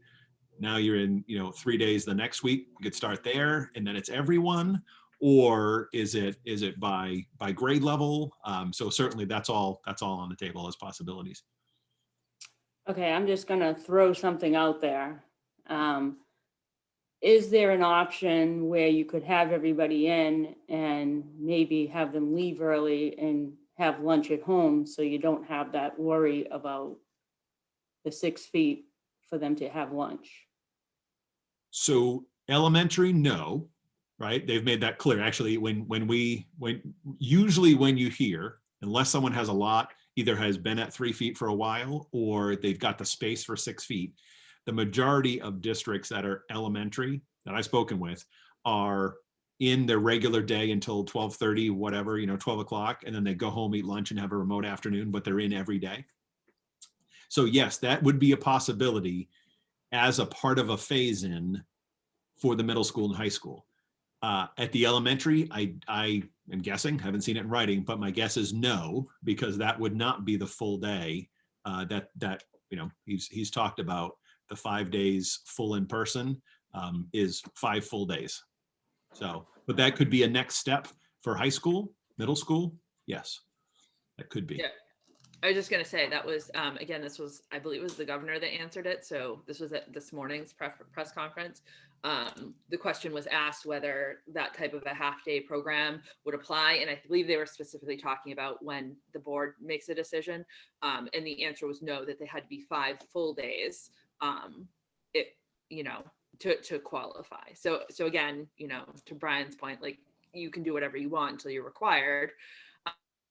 Within reason, obviously, but once it's required, that's a 5 full day thing if the board approves it. Okay, just a question then. When we have half days, are those considered full days? In a regular non-COVID world, Yes. so they count as part of the 180-day school day requirement. The hours in that day. So Massachusetts, a lot of schools, a lot of states say you need this many days or you need this many hours. Most say here's how many hours. Massachusetts has an hours and days. So we have to go 180 days and a minimum number of hours at the middle, elementary, middle, and high school level. So it counts as a day in the 180, but for those days, it's generally 3 hours of time on learning, not it tends to be more like 5.5, 5 3/4 over the course of a 6.5 hour school day. That's actual time on learning. So the hours are only half, but the day counts as one of the 180 and satisfying that requirement. Okay. I just wanted to make sure that, the people at home understood that, because that was a question that was asked of me. And I didn't quite know how to answer the question. So that was why I asked it, because I just wanted everybody to understand what that meant. That's all the questions I have right now. Paul Mayette. First, I just want to say thank you for that tsunami of information there. I think, when these plans first started to be announced, I was incredulous that anybody who understood the amount of work that this was going to take would try to drop that in 1 month, and less by the time we really hear what it's going to be, quite possibly, if they don't go for the 26th date. And particularly, I'm was definitely glad to hear about the push for vaccination, not only just out of respect for the staff, but the staffing problems that are going to happen if it has to be them popping up here and there to get them as possible. And God knows how, I spent more than enough hours trying to get my parents spots on those sites. You covered so much. I have 2 questions that came up at the end of it. One is just for families looking ahead. The grab and go food piece, would that just transition to being back in school? That would probably come to an end, I'm assuming. Yeah. I don't know if Kyle can answer that specifically. My understanding is as long as we're in a hybrid model, we can do the delivery to home. It's still through June 30th, any child under the age of 18 qualifies for a reimbursable meal. So I guess that's an interesting question. I don't know, Kyle, if you have an answer. Yeah, no, I think you hit the nail on the head. So where we have that waiver still through the end of the year, it gives us flexibility in deciding if we want to continue that program. So my understanding is we have the ability to decide through the end of the year. Yeah. But again, I just figured that's something. Yeah. Yeah. So anyone who's not a Triton student, absolutely, we can figure that out. But the others, they would be getting a free meal in school, right? So everyone comes to school and gets a free meal every day. Correct. The other immediate thought that I had on all of this is that everyone back in isn't back to the old normal. Whatever that might look like to people standing outside the school, obviously, but if you've been in an elementary school classroom, you've got the tables, you've got stations, you've got all of these ways that students interact. The pedagogy is still going to have to be entirely different. Has there been any thought given to providing either PD, planning time, anything in the way of preparation to help teacher? It's going to be reinventing the wheel. Yep. I've lost count for how many times this will be. Yep. But is that in there? Adjusting the school calendar if need be. Yep. Yeah. So we have, you remember did we start with 3 or 2? we had 2 days that we floated in the calendar so that the days, three, see, multiple three. There were 3 days, we've used 2. Days that were in there, that the last days of school, you know, the 180th and 185th day, accounted for those days, but we didn't have them booked yet. So we still have 1 more day without affecting the last day of school. We have 1 more day, a PD day, to schedule in there. So certainly, you know, part of the discussions with the association previously was that we would have a transition day, and I certainly think this would qualify. So yes, I think as a starting discussion with the teachers, we would absolutely have placed that day at least up ahead of the whatever the transition is. If it turns out that we are doing elementary and high school, middle on different times, which I mean, it seems to me the most likely, but is it possible to have that day land differently on different levels? Probably not, I'm assuming, but. I don't want to answer that. As long as it, I think logistically and contractually, I think the answer would be yes. I think the answer for ease with families would likely be that would be incredibly challenging. But certainly something. That's all. Yeah, good thing to look at. Paul Goldner. Okay.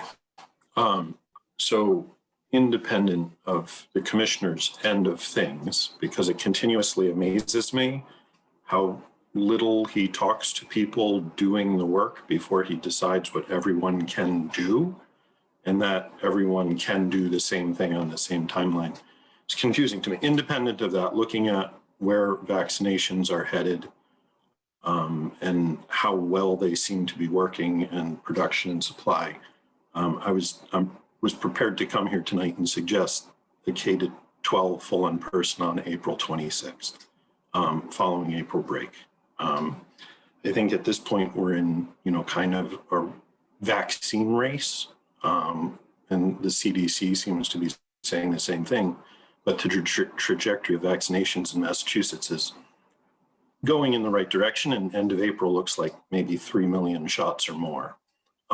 So that's, you know, where the health stuff is. I do have questions about timing in case it's April 5th and logistical hurdles that we kind of need to clear. I think so. I'm just gonna, I think, go through my list and then mute myself.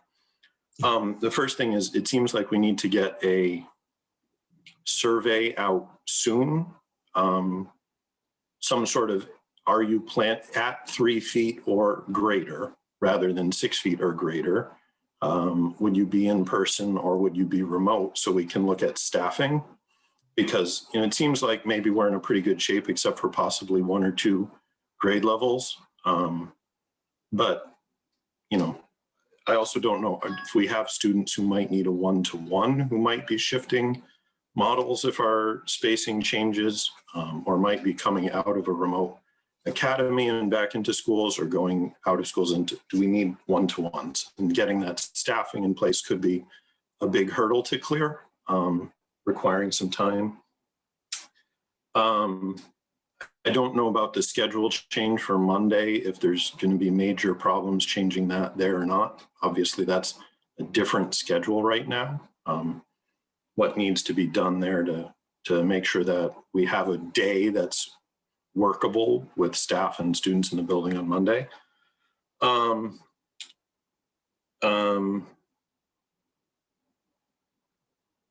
Do we have any staff who are working remotely on Monday for one reason or another? Letting them know ahead of time and giving them time to prepare. And then I think my biggest question about that April 5th date that, you know, you mentioned and that I've heard floated is, do we have the custodial capacity to shift our facilities over Passover and Easter weekend?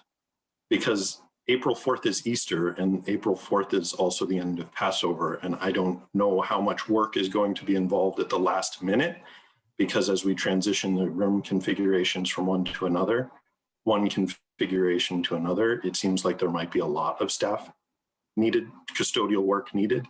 And are we going to be able to do that? Anyway, I'll stop talking now. Right, so I think I can answer those on my handy dandy sticky note. So I was just going to suggest, Brian, can we table, I feel like I keep hearing survey over and over again, and I want to come back to that one and take it as a separate topic. Can you, because I feel like people are probably going to have more to say on that. Can you kind of just address the other ones? And then I'm parking lotting certain things over here to kind of come back to. I will skip the survey. So Mondays, that is it's a topic of negotiations, right? It's the structure is within the contract. So I can say I've had discussions with Sue, and everyone's aware when we go to 5 days in person, Mondays have to change. So that is a primary discussion for negotiations. And again, with the assumption that when we shift any grade level, and there's a strong argument, for your recommendation as well, Paul, to do it all at once on the 26th, that Monday remote day for students goes away, obviously.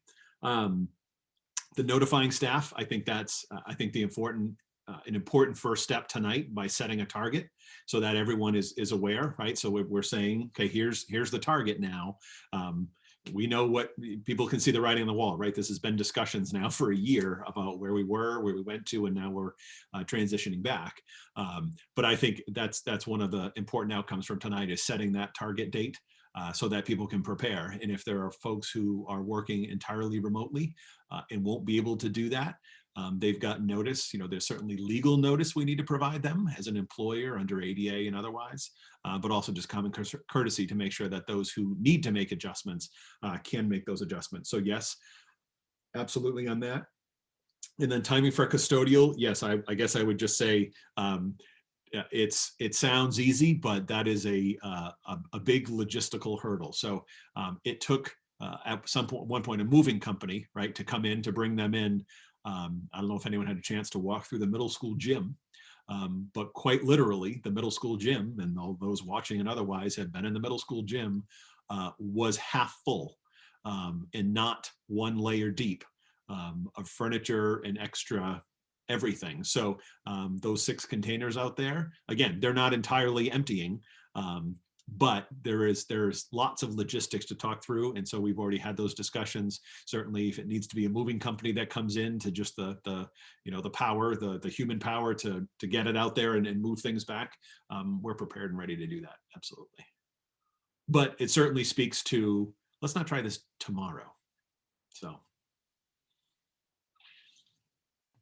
All right. I saw Linda. Linda, are you all set? I saw your hand and then it was gone. It's now gone. I'd like to have the other people have a chance before I speak again. Okay. Maureen is up next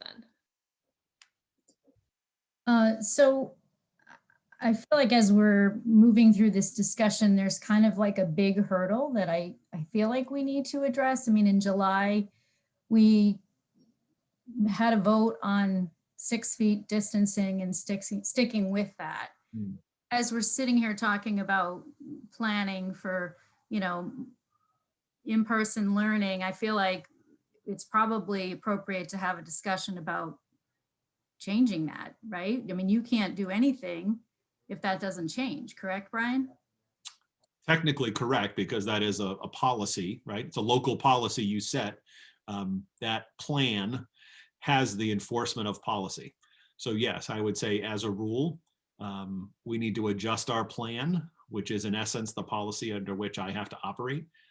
So yeah, I would say, I mean, can't say I quote chapter and verse making that true, but I believe so. I believe that plan, that whatever 40-page plan has the power of policy. Yeah, so I think it depends on what happens at the state level, right? I'm not sure how exactly they're planning on writing this in, but the state always trumps our local, right? So we cannot overrule the state. So if I don't know how they're writing this in, but if this goes as like CMR, then they would automatically overrule what we have locally. But I think it's wise to take it up as well, because I don't know what they're planning on doing. There's a lot of murkiness on the state level about how exactly all of this is going to play out. Yeah. I would love to not have laws and my local rules conflicting. That would be super helpful for me. Anytime we can help you, Brian. Is it okay to make a motion then, Marissa, this evening about it? I think we need a full plan. Okay. I mean, that would be my preference, is that we vote nothing tonight. And I don't know how the rest of the committee feels about this, but my preference would be to give Brian the directive on kind of what needs to happen next and sort of where the goalposts are, have him come back with a document that outlines that, because we need a communication to parents. This cannot happen in a school committee meeting, right? And not have any further. So that's one of my kind of notes on my side is how do you communicate this, right? And kind of how does it then go to live as a document like we did with the reopening plan that we developed over the summer. But I think we need a newer iteration of that document that for a parent or a guardian who can't attend a school committee meeting, can't, has whatever, availability issues to access this information, there is a written, printable document that outlines it for them in a way that they can understand and access. Okay. So. Can I ask a question then? So as I'm developing this plan, is it a fair question to ask, is anyone going to be opposed to the 3 to 6?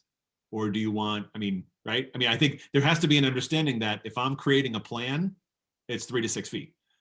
I just want to make sure, right? It doesn't have to be a formal vote, but I want to make sure that the committee understands that when I bring this plan back in the next, whatever, week, 2 weeks, that it's going to be at 3 to 6 feet.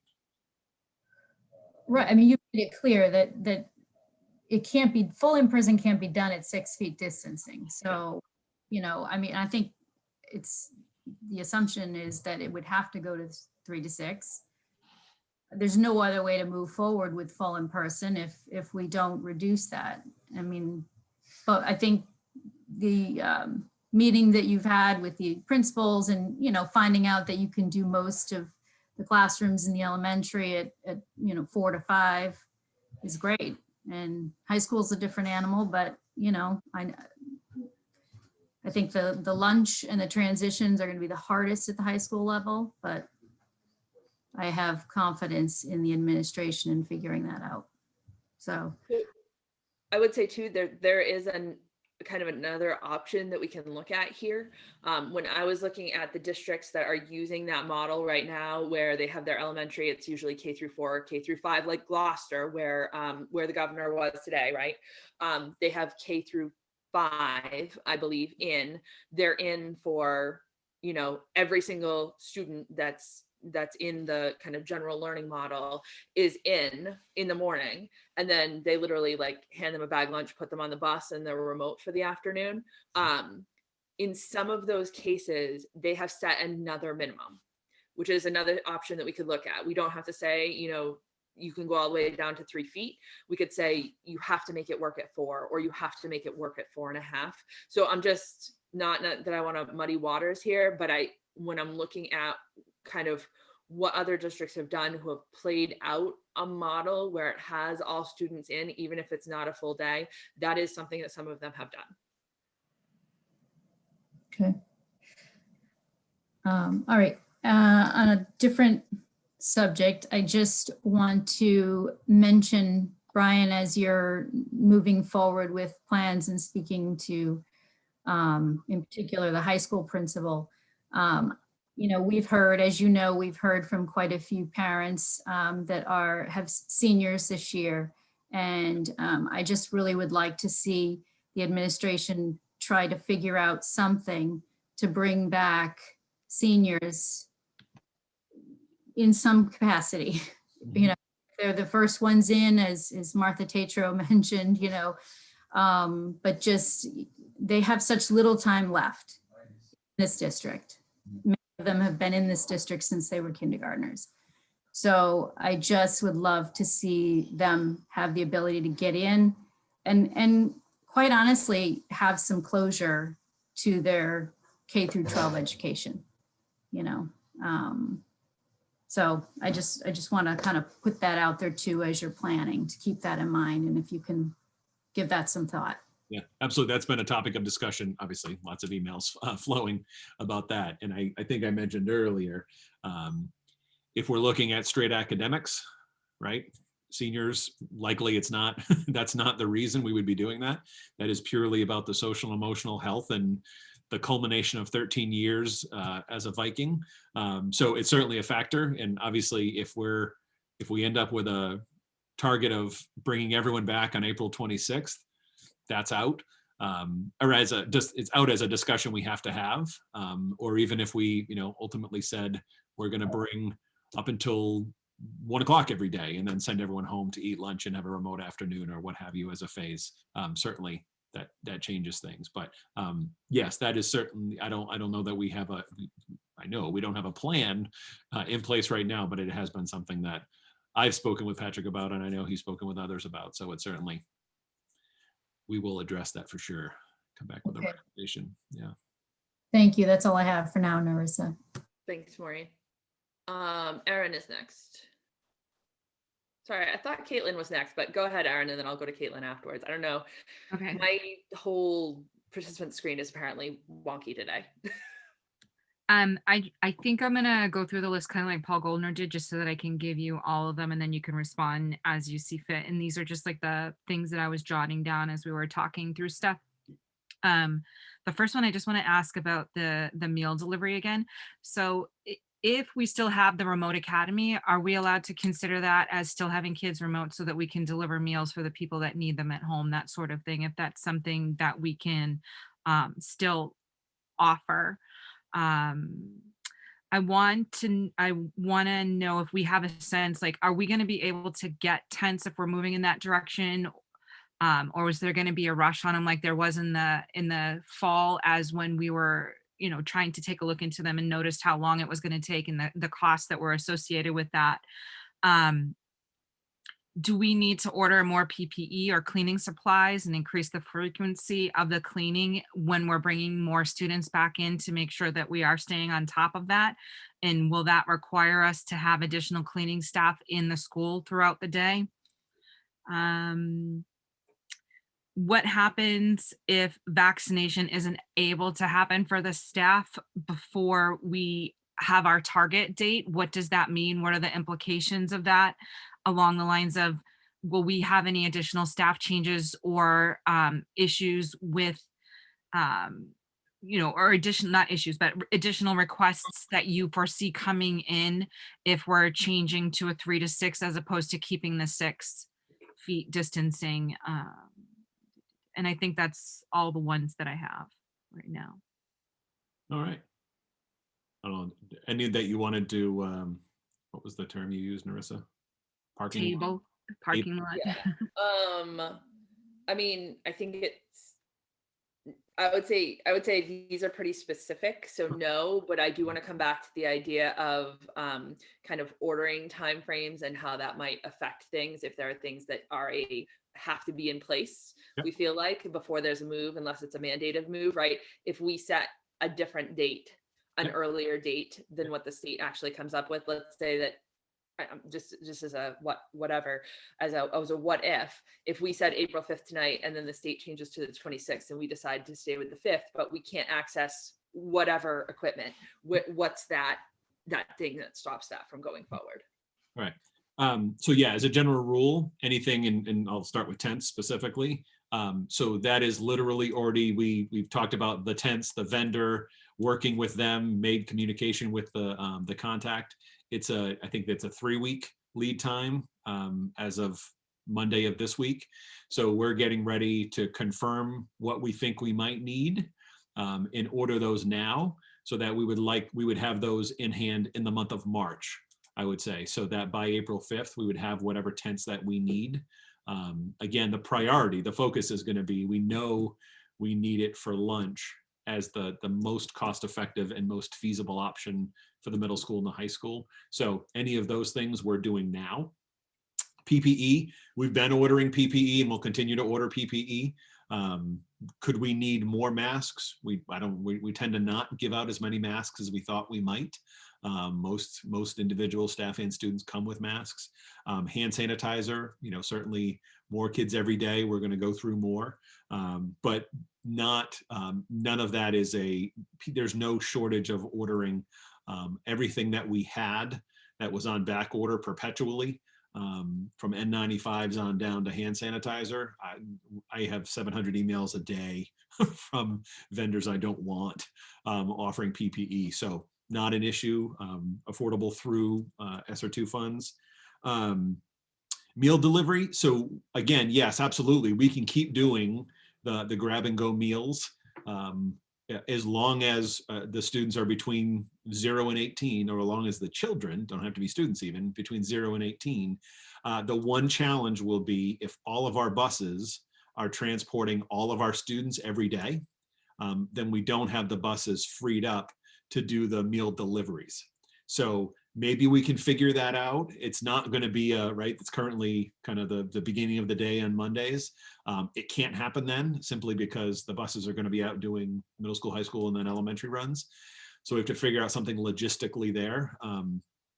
Similarly, staffing wise, I would say right now, I would imagine we can still staff the pickup. Right, I think we can manage the literal grab and go, but not the drop off at the bus stop and go. So that's something we can look at. But the program does not dissolve until June, and there's been discussion about it moving until December of 21. So, I anticipate we'll still be able to at least offer the meals. Tense timing, overall supply timing, PPE, and then so what if no vaccination? Great question. So I can't answer that as a what if. But I guess I would say if we haven't been able to vaccinate our educators, I would expect that there would be a lot more individuals who are going to be uncomfortable. I mean, exponentially more who are uncomfortable moving to full in person. And then it will increase the numbers who make a choice because of that. And whether it's an unpaid leave or FMLA leave or whatever the available protected leave is for them, I would imagine there'll be far more if we're not doing this after teachers are vaccinated than if they are. So. Are you planning on doing another survey of the staff just to get a feel for that, so we know where where the numbers might fall? I can tell you that Sue Densmore has shared information with me, and so there's, she's routinely surveying her membership, and so I would say the overall sentiment. I don't want to speak out of school, no pun intended. The overall sentiment of teachers changes significantly when the vaccine has been given. Mm-hmm. So exact numbers, I mean, we tend to not survey about kind of personnel matters like that because it's right. It's a little more catchy, but I would expect if we're not vaccinated, we'll have individuals who make that choice. Where I think if we are fully vaccinated, double dose, then I think that is going to be limited to none. And then just, I think one thing that I did want to follow up on is, do you anticipate the need for additional cleaning staff? So cleaning staff, thank you. That was another question you asked. Staff, no. We are in negotiations with our ASME associations and units, and I asked that question today. And I think logistically, the nature of the cleaning that happens really isn't any different whether there were 15 students sitting in those seats or there are 10.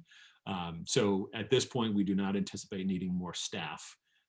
It's a pretty intense regimen. We added another halftime person in each of the elementary schools for this year, and we have that added.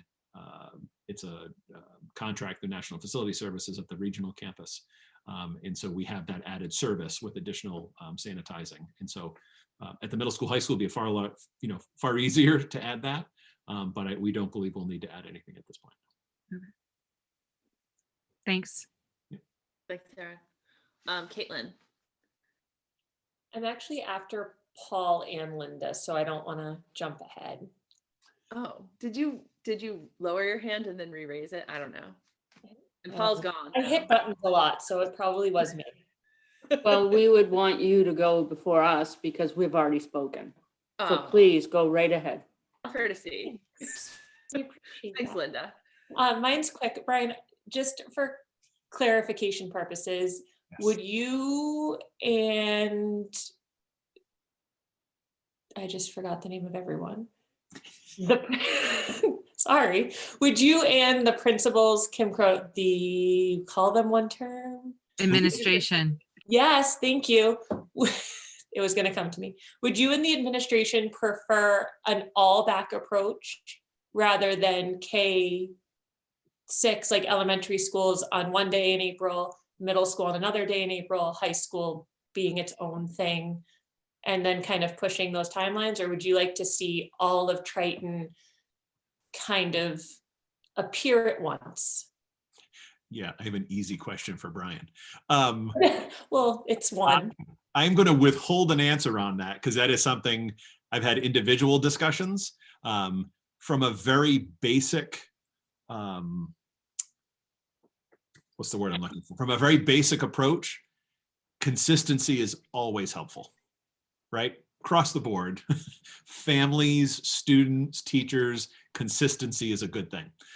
So I would say as a basic response, that would be the most simple and strategic approach. But if, and I see Patrick turned his camera on, but he's still muted, stay muted. But if you would ask the high school principal, the middle school principal, the elementary principals, the needs are greatly varied. So I'm not prepared to say that that is the best approach yet. So the next time when I come back with a plan, we'll be prepared for that. I think too, one of the other things that's on my list is kind of this idea of negotiations. And I think that's going to play into this question. Well, I think it'll play into the question and the question plays into negotiation. So it's, yes. Right. Again, that's an easy approach to talk about consistency when you're sitting at the negotiating table with anyone, an individual, a group, right? That's just a whole lot easier. But that has ripple effects. So. Thank you. Thank you.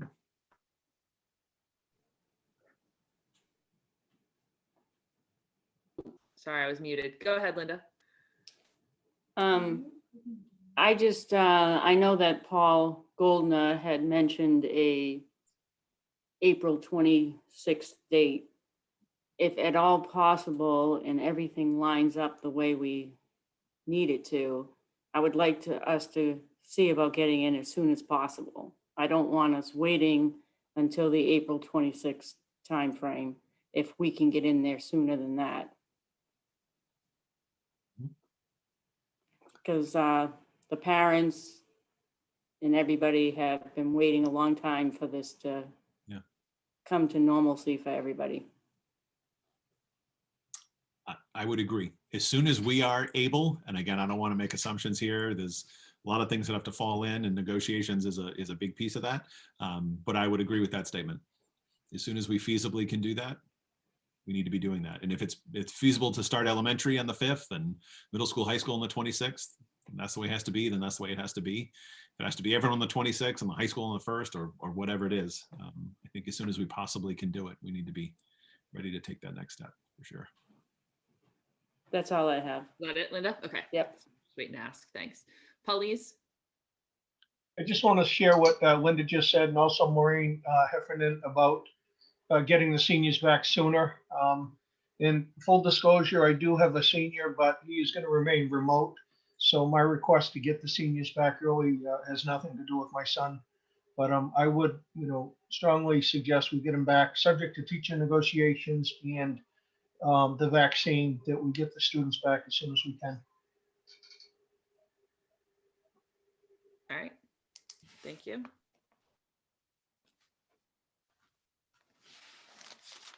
Anybody else? All right. So I'm going to come back to kind of my big list because I think there are a few things that haven't been raised here yet that we need to address, or I personally would like addressed, and then I want to come back to kind of the big topics that we sort of set aside there. So one of them that I want to talk about is this idea of students at the high school going remote, because I think, you know, Brian, you had said that you would envision potentially some students, right, coming from remote into a full in-person, but more of them going the other way.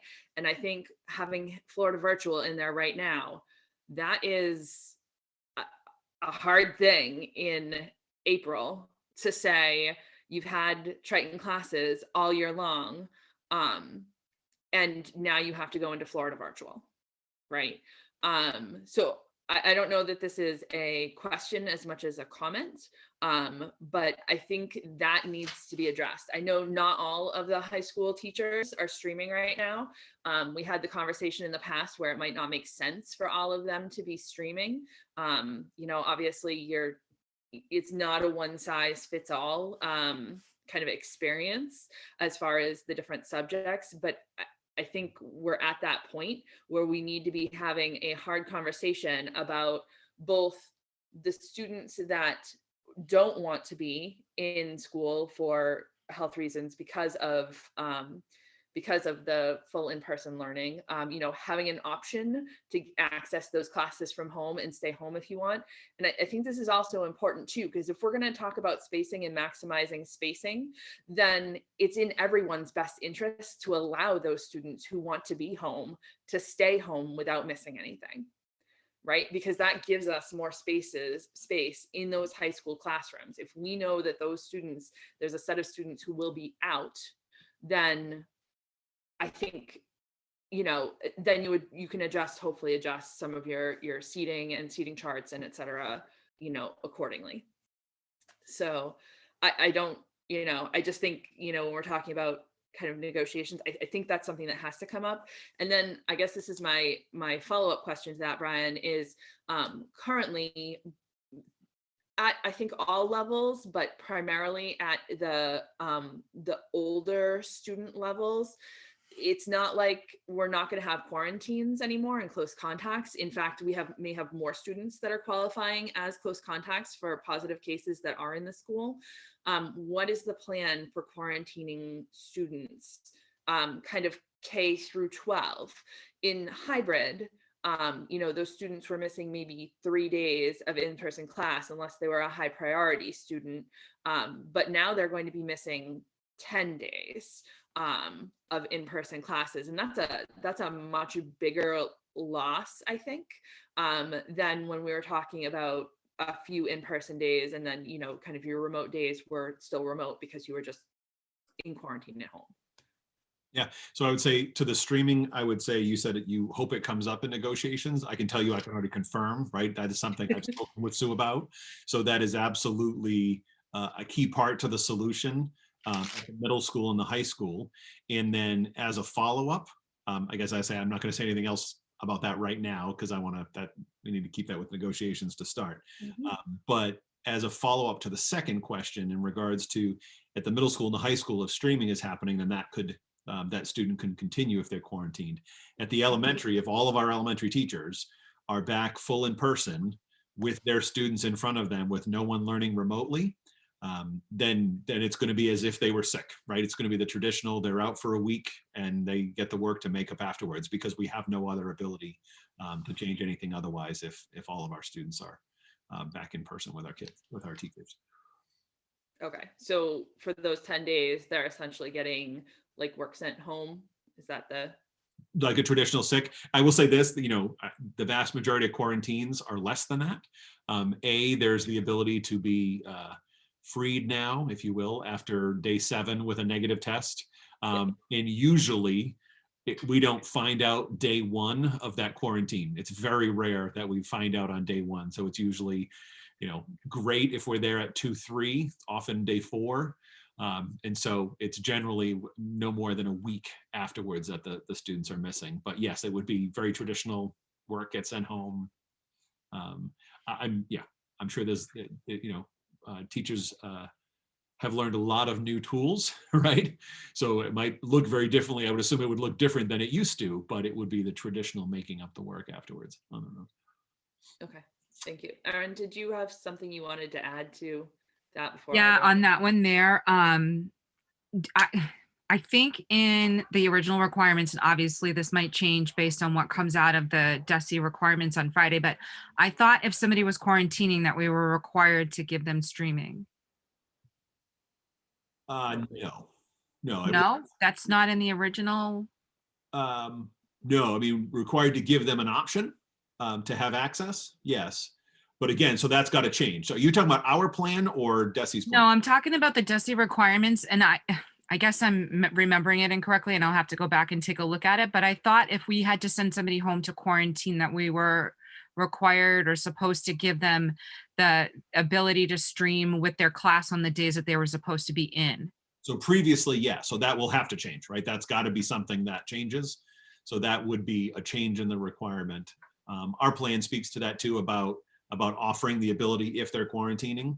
So again, the middle school, high school level, if streaming is happening, and I assume it will, then that would be on the table. But at the elementary, there is no streaming because all students are learning in the class. So. Did that answer your question, Erin? I'll look back at what I think it was, and then I'll come back later if it is something that I think we need to talk about. Okay. Thanks. Paul Goldner, did you have something you wanted to add specific to that? His hand went up, his hand went down. Wrong button. There he is. Just in relation to the quarantining, am I remembering correctly that the CDC guidance on quarantining for fully vaccinated individuals is that they don't need to as a close contact? So yes, I actually asked this in the data review group, since those are the experts on, what needs to be done. So that's a CDC recommendation that Massachusetts has not adopted at this time. So I mean, my thinking went along that too, right? You have staff who are vaccinated. Do they still need to quarantine? The answer would be yes. Right now, if they're exposed, even if they're vaccinated, they still need to quarantine because Massachusetts has not changed that. And the contact tracers and health agents are bound by Massachusetts. My understanding is there's a strong push for that to change in Massachusetts. I will say too, anyone who has had COVID has a 90-day get out of jail free card. Yes. So anyone who has had COVID for 90 days and is exposed does not quarantine. That's the only free pass right now. Yes. This is, I guess, moving on. I don't know if this is a Brian question or a Dave McGee question, but what about, this is a lot of, we're talking about moving stuff quickly. I know special education is something that had been, a big struggle in the fall and then kind of settled. Are there concerns about having potentially to shift quickly and potentially having different dates here, right? What if the committee's decision is to look at the 26th and then it becomes the 5th, about continuity of services? I don't know if Dave wants to jump in, but I would say everything gets easier when kids are in person, and the majority of our highest need, one-to-ones, highest level of need, have been in person 4.5 days currently. I don't know if you want to expand on that, Dave. No, yes. So I would agree. It's I think most of the parents with students with special education needs would be thrilled to have the kids back in school 5 days a week or as much as possible, because it is, it would obviously take some planning, and there may be still some parents that can't have the kids in for 5, for the full time because of medical needs. But yeah, I'm pretty confident that I would agree with Brian saying that they would be very happy to have that happen. So we don't have contract services or anything like that are remote only? We do have some that are remote, but then those could also shift to in person, or potentially some would have to remain remote based on the provider's ability to see kids in person. But I think overall I'd be happy to solve that problem, because I think it would solve a lot of other problems. Yeah. So. Yeah, and again, if a student has an IEP that calls for alternative settings, remote, all that, that would be individual to that student. And I, correct me if I'm wrong, Dave, but that would be legally binding. So if that's what the team determined the family for the student was the most appropriate, that would supersede the requirements based on an IEP, because an IEP allows us to have unique and different, individualized educational expectations and goals for those students. Okay. Yeah, I would agree. Okay. All right. I was just concerned about like disruption there, essentially, happening. But it sounds like Well, that's it would certainly be a transition, like everything's going to be a transition, but I would say the majority of parents I have heard from would be thrilled to have their kids, back in person, to receive the services in person. So yeah, that's what I would say. okay. That is fair. I just wanted to note quickly that I think this is a policy conversation as well, that we enacted a number of COVID specific policies that we need to go back and review as part of this process. I know we've specifically talked about as far as subcommittees go, personnel and negotiations being involved, but I believe policy is going to need to be involved in this as well, to go back through I think there were 6, if I'm remembering correctly, 6 policies. One of them was quite extensive that went back and modified a bunch of other existing policies. And that's going to need sort of to be part of this process as review. Brian, I want to talk about, can we talk about teachers? Because this was one of my main concerns up front when I first heard the news, was that when we have students that are shifting, sorry, Caitlin, did you have something that went to something I already talked about, or are you? It's not important, but when Dave was on, just a question about IEP meetings and when they happen, because right now they're Zoom. Does that shift? And also kind of low down on the priority list, but April 26th, the kind of end date we're using, that's for at least Salisbury, that's kindergarten, when preschoolers come in to do their kindergarten screening. And I don't know if that's gonna mess with anything. You'll have like a lot of visitors and parents in and out that day. Yeah, I would say for the MCAS schedule, so there's all kinds of ripple effects that once we pick this date, there will be things that have to adjust on the calendar for sure. But I would also say in regards to IEP meetings, right now they're working, besides some of the technical difficulties, they're working very well remotely. All the ETCs are well versed in running a meeting through Zoom, and it's actually, they can be more efficient through Zoom. And so I think we would probably keep that model for the rest of the year, because there are some meetings that might have 10 to 12 people in one room, and we would not be able to keep that distance in our typical conference room. So I would say the IEP meetings would remain remote regardless, like through the end of the year. That was my big concern. If we move everything back to in person, those types of meetings, like Dave just said, have. Yeah, and they're working well. I mean, the ETCs and the teachers have done a great job of adapting to that. And they, again, besides the students have learned new skills, the teachers have learned new skills, and everybody's learned how to, sort of use Zoom. I mean, again, it's not perfect, but it has worked for the year for sure. So Caitlin, are you saying that's a good thing, or? Yeah, no, I was checking on, because I was wondering, that's how it's been running all year. That's a huge shift for providers and everything that have been. So I was wondering if they were going to be forced back in person, which could create like a larger issue with students coming back in and transitioning all of those services, and then adding IEP meetings that have to happen in person in the building. They would need bigger rooms. Those rooms are tiny. It's also been more efficient, because we have a lot of our school psychologists or some of our therapists have to travel between buildings on some days.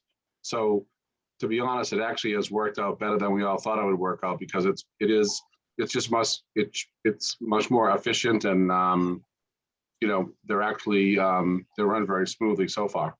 So.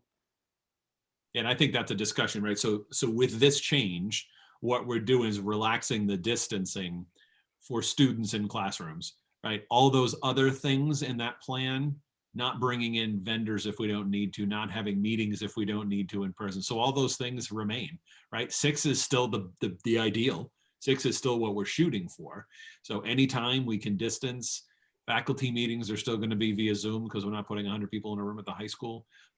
But I will say I hated Zoom, and now it is incredible, the efficiency. I mean, I don't believe we ever had 117 people involved in a school committee meeting when it was in the library. So I think there's a huge value in that, and something I hope we consider at the state level. So even public meetings, as long as the emergency order is there, they're legal. Once that goes away, technically they have to be in person again, but I hope there's consideration given to that because it's given access to people across the board that otherwise would have been challenging. I agree. Was that it, Caitlin? Are you good? Yes, thank you, nurse. I did not want to move on without that. Brian, can you just talk about, because this is one of my main concerns up front when I first heard about the commissioner's intent to produce this at the meeting, was that there was obviously, I understand that we've heard from people here during public comment tonight, but there was a huge set of people in the fall who had major concerns about teacher switches and things like that when we went through that split where it went from full remote to hybrid and the remote academy. Can you talk about concerns about staffing on that side? And I'm just going to caveat that too with, I considered the fact that there could be switches here. I have no idea what Tritons would look like, obviously, but the only survey that I've seen go through on this with results so far is Haverhill's, and they had about 1/3 of their students go to the remote academy and 2/3 go to full in person, which is actually bigger than even I thought we might see here, but that's a considerable number. So I just, with that in mind and kind of thinking through this, can you talk about staffing and whether, especially I think at the elementary level, obviously if there's, at the high school, it's going to be different, right? Those classes are just totally different. Yeah. What the potential is there. Yeah, so the middle, like you said, the middle school and the high school with streaming, that is a non-issue. At the elementary level, right now, we have, as I mentioned earlier, we have decent capacity in all grades, K through 6, except for 5th. So 5th graders are one, and it's not, I mean, definitely can accept students, but if it were a larger exodus from full into remote, that would be the reality, or that would be a challenge. So at this point, we need to maintain the remote academy. So we need to keep those students and those teachers together. We don't have more classrooms unless we had another mass large exodus, which I don't anticipate is happening. We don't have a lot of, several at the elementary went from 3 sections down to 2 sections. So we don't have a lot of other capacity right now, assuming bringing in, we can't go from 2 to 1. We know we can't do 3 feet. We couldn't barely do 1 foot. So there isn't the capacity that we had in the fall. So what it would mean is we would need to add substitutes to create additional classes. Yes, that would be challenging to find those substitutes, but that would limit the changes in vast or almost complete part to those who were making the choice to join the remote academy. It wouldn't be what we had in the fall, which was, I was one of, in one of 3 3rd grade classrooms at, make it up, Pine Grove School. And one of those 3rd grade teachers moved to the remote academy. So I had to, even though I chose to stay in hybrid, I still had to move to a new teacher. So those changes won't happen because we don't have the teachers to pull out anymore. So, and, from a cost perspective, obviously it's a matter of finding the people and the costs, but always a challenge. Right. So for 2 months, the cost is significantly less than having an additional teacher, a full benefited teacher for the full year. We'd be talking about a substitute for a couple months. Right. Okay. That makes sense. So it would be students that were going from current hybrid model into remote that would see a teacher change. Correct. Is that accurate? Would you foresee if there's uneven uneven shifts in where students are, that you'd need to reshift students in classrooms. So I mean, I know this happened in the fall, right? You had students that opted for remote academy and it was uneven, right? So I believe we rebalanced some of those classes. Do you envision that happening this time? Again, we did that by choice, right? If people wanted to make the shift. I don't want to pretend to be able to predict the future, but we would take the same approach as we've taken this year, through the balance of the year. With when we shift, we add the new teacher and slowly build the caseload for that teacher. Mm-hmm. All of the numbers we've assume all of the current numbers for hybrid Mm-hmm. back in full. So that's the spacing. So if we had students leave disproportionately, we don't have to touch any of the classes. One might be smaller than the other, and one might be able to do 7 feet of distancing, and the other's at 4. But I still think for the final 2 months, that's the reality we live with, and keep the classes intact. Okay, so I you don't would want- leave. Yeah, I Rob? don't want to say that there's no chance of any scenario that would require shifting, but what we experienced in the fall is not going to happen. Okay. And All right. yes, we would leave as long as, right, because there's no scenario where we would end up with larger classes than the 2 hybrids, 2 cohorts together. Because if one started to shrink and people started moving back, we would have have them move into the smaller class. So the choice is, I'm hybrid, I don't want full person, I'm choosing the remote academy. That would be a shift in teacher. Or I'm in the remote academy, I'm ready to go back in full, I'm choosing. So that's, both of those are choices, and those would require new teachers. Okay. The 2 largest classes that you mentioned at the elementary were both at Pine Grove. I know, having been part of that renovation project, that we had some spaces in there that weren't like an allocated classroom space, and I don't believe they're being used as a classroom space right now.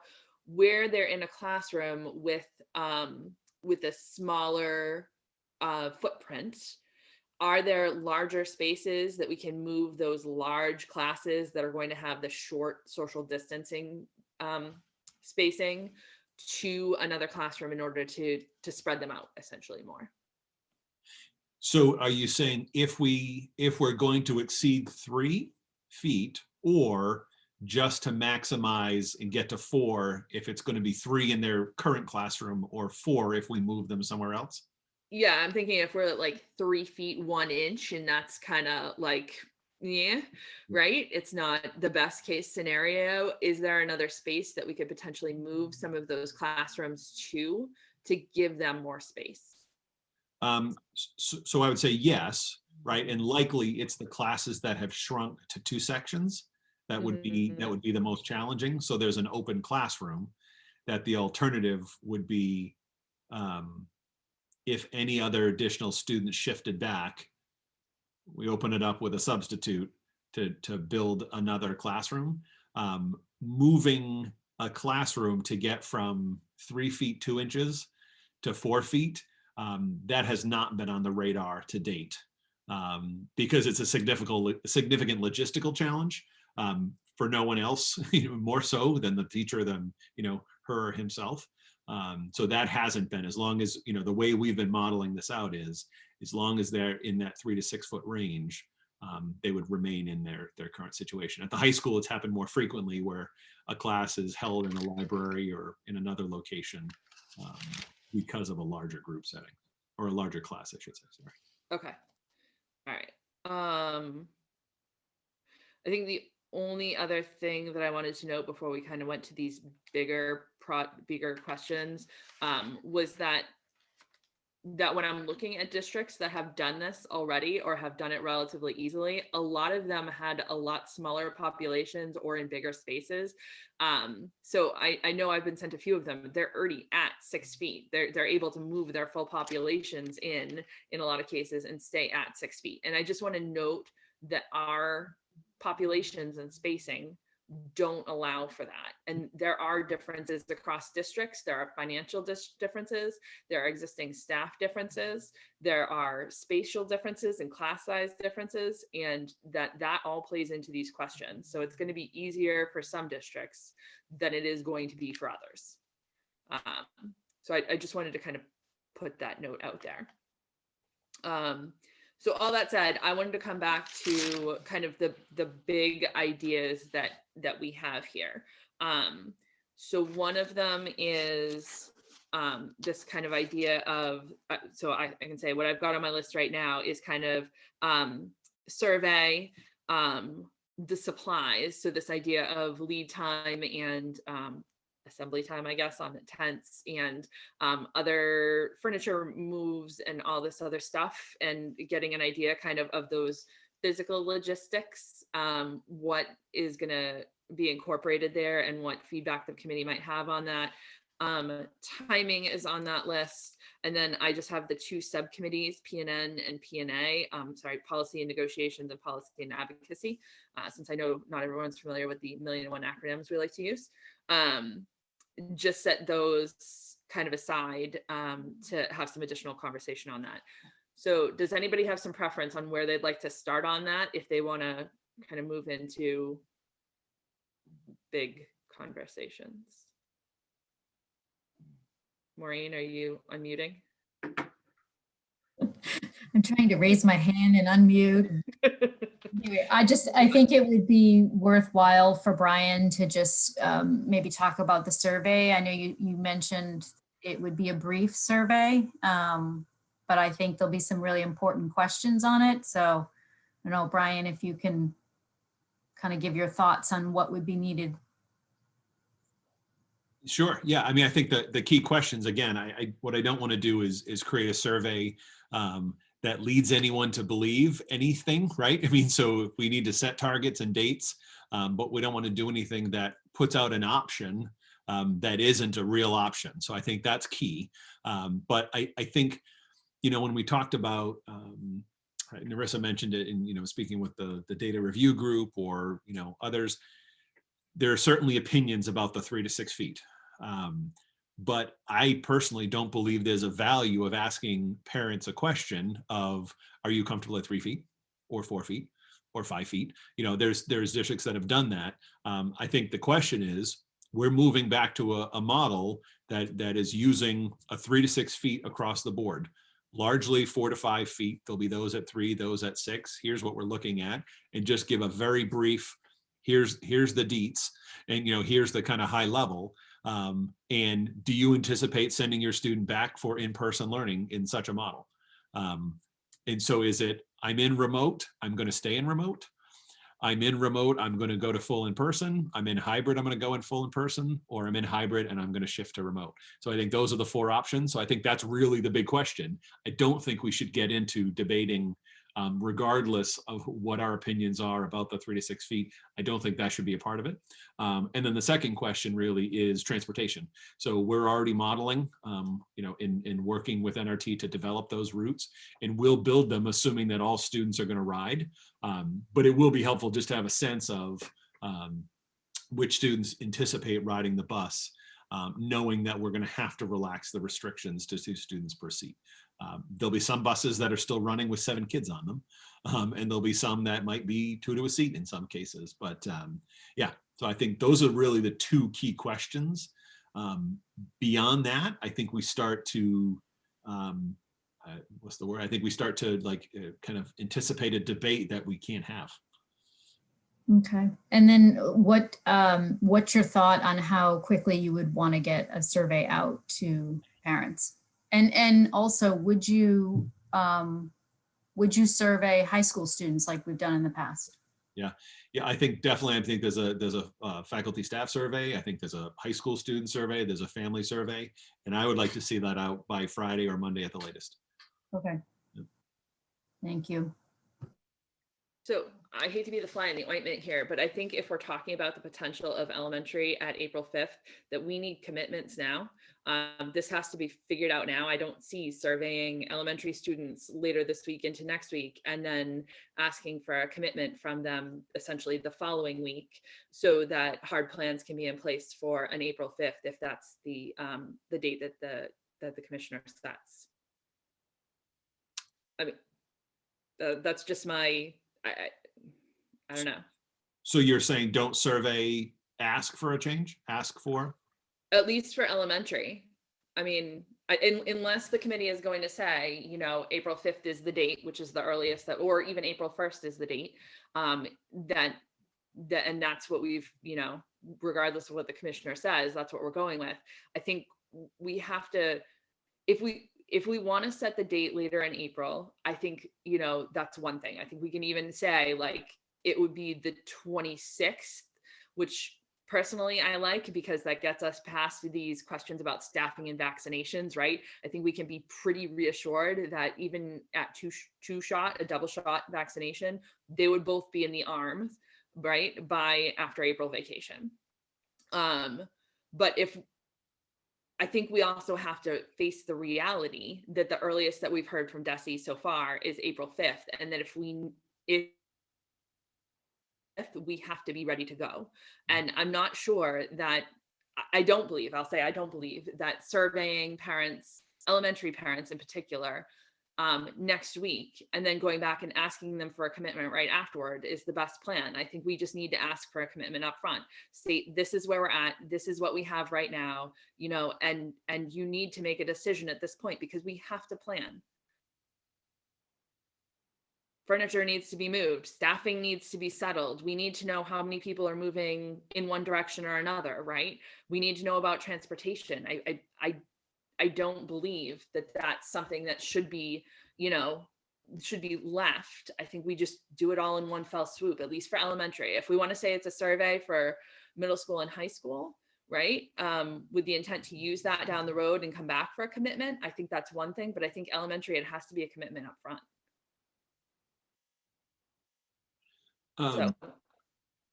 Yeah, I guess I would disagree just in regards to effectively plan. We need a ballpark, right? So the gauge of, if it turns into what you said, I'm quoting you, I don't know this about Haverhill, but I think you said a third chose the remote academy, then I think that's in the information that we would get on the short term. So I think a 2-question, 3-question survey, generally, I forget the last survey we asked, but you know, 2-3 questions, we get that back very quickly.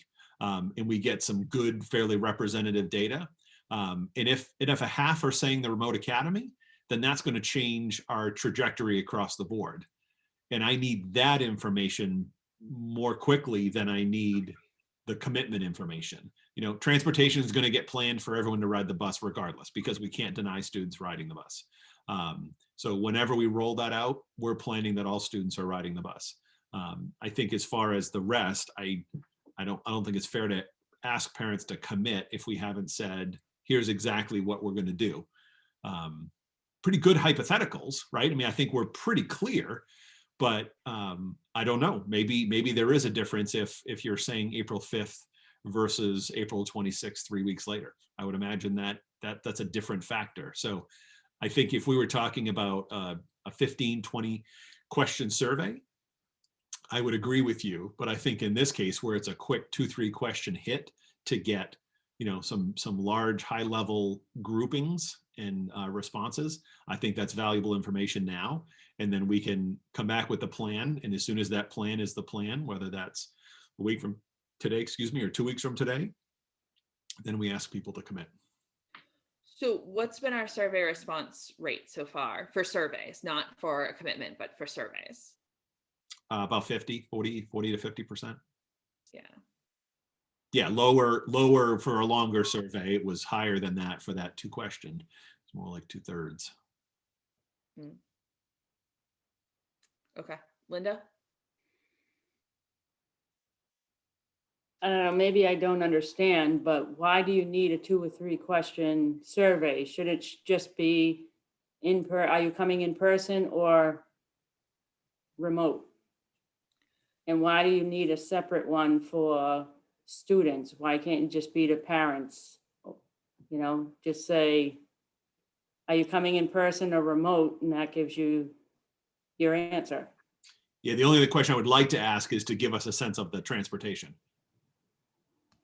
Right. I think that it doesn't, again, we plan for all, but it does give us, right. So if we assume it's going to be 60% ridership, we plan for everyone, but it allows us to make some assumptions in places where, you know, it's a little tight, but we know not everyone's going to get on the bus, so we're good.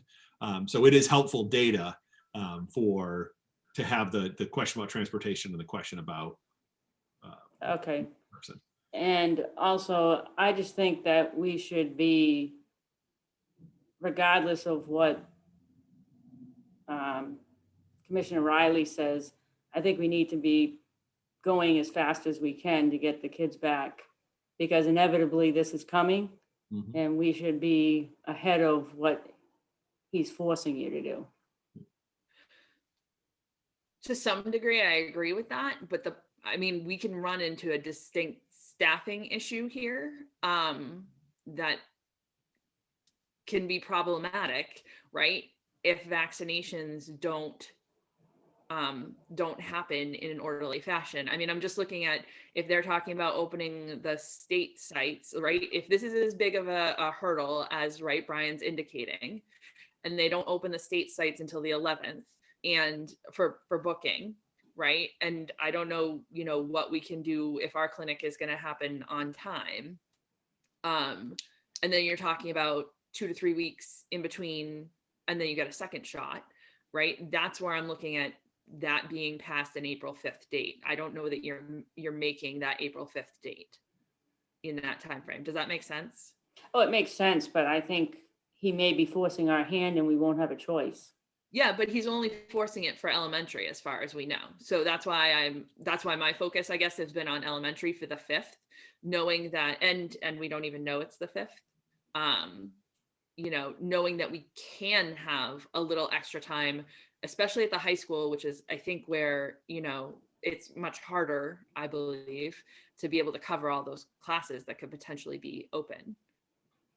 I mean, I would much rather see all of our staff be vaccinated before they go back.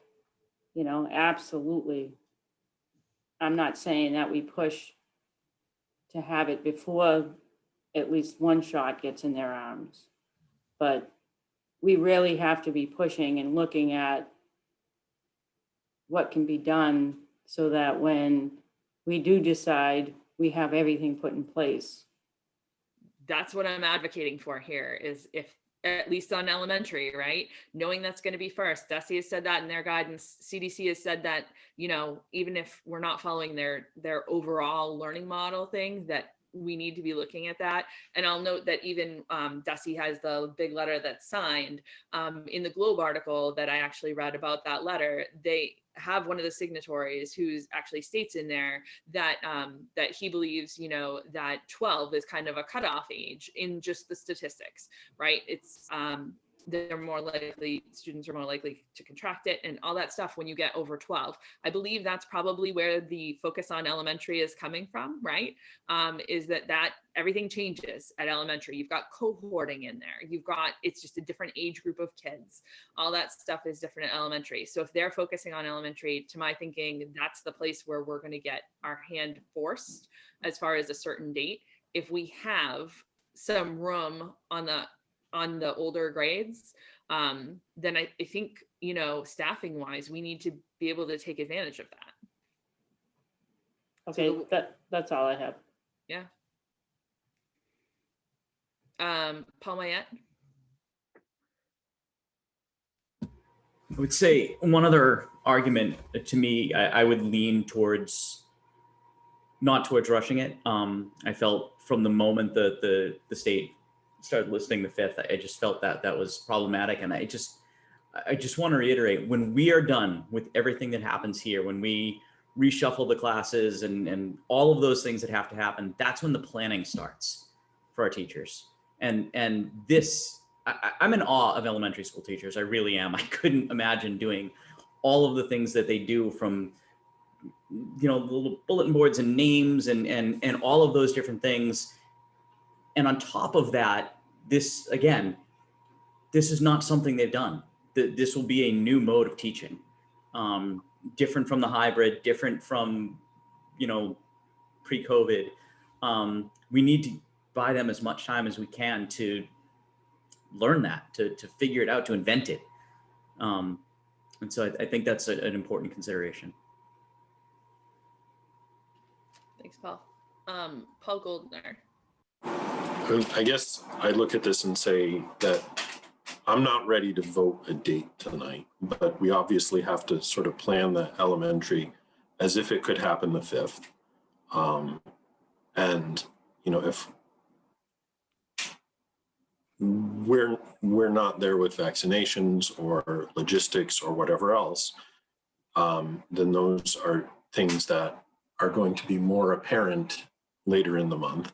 But I think I also agree with Brian that we need that high level data first so that we can, if some of those longer, harder to reach logistical things require knowing an approximation of how many kids are going to be coming in full time and how many kids are going to be in the remote academy, because that could involve staffing and that could be a significant complication.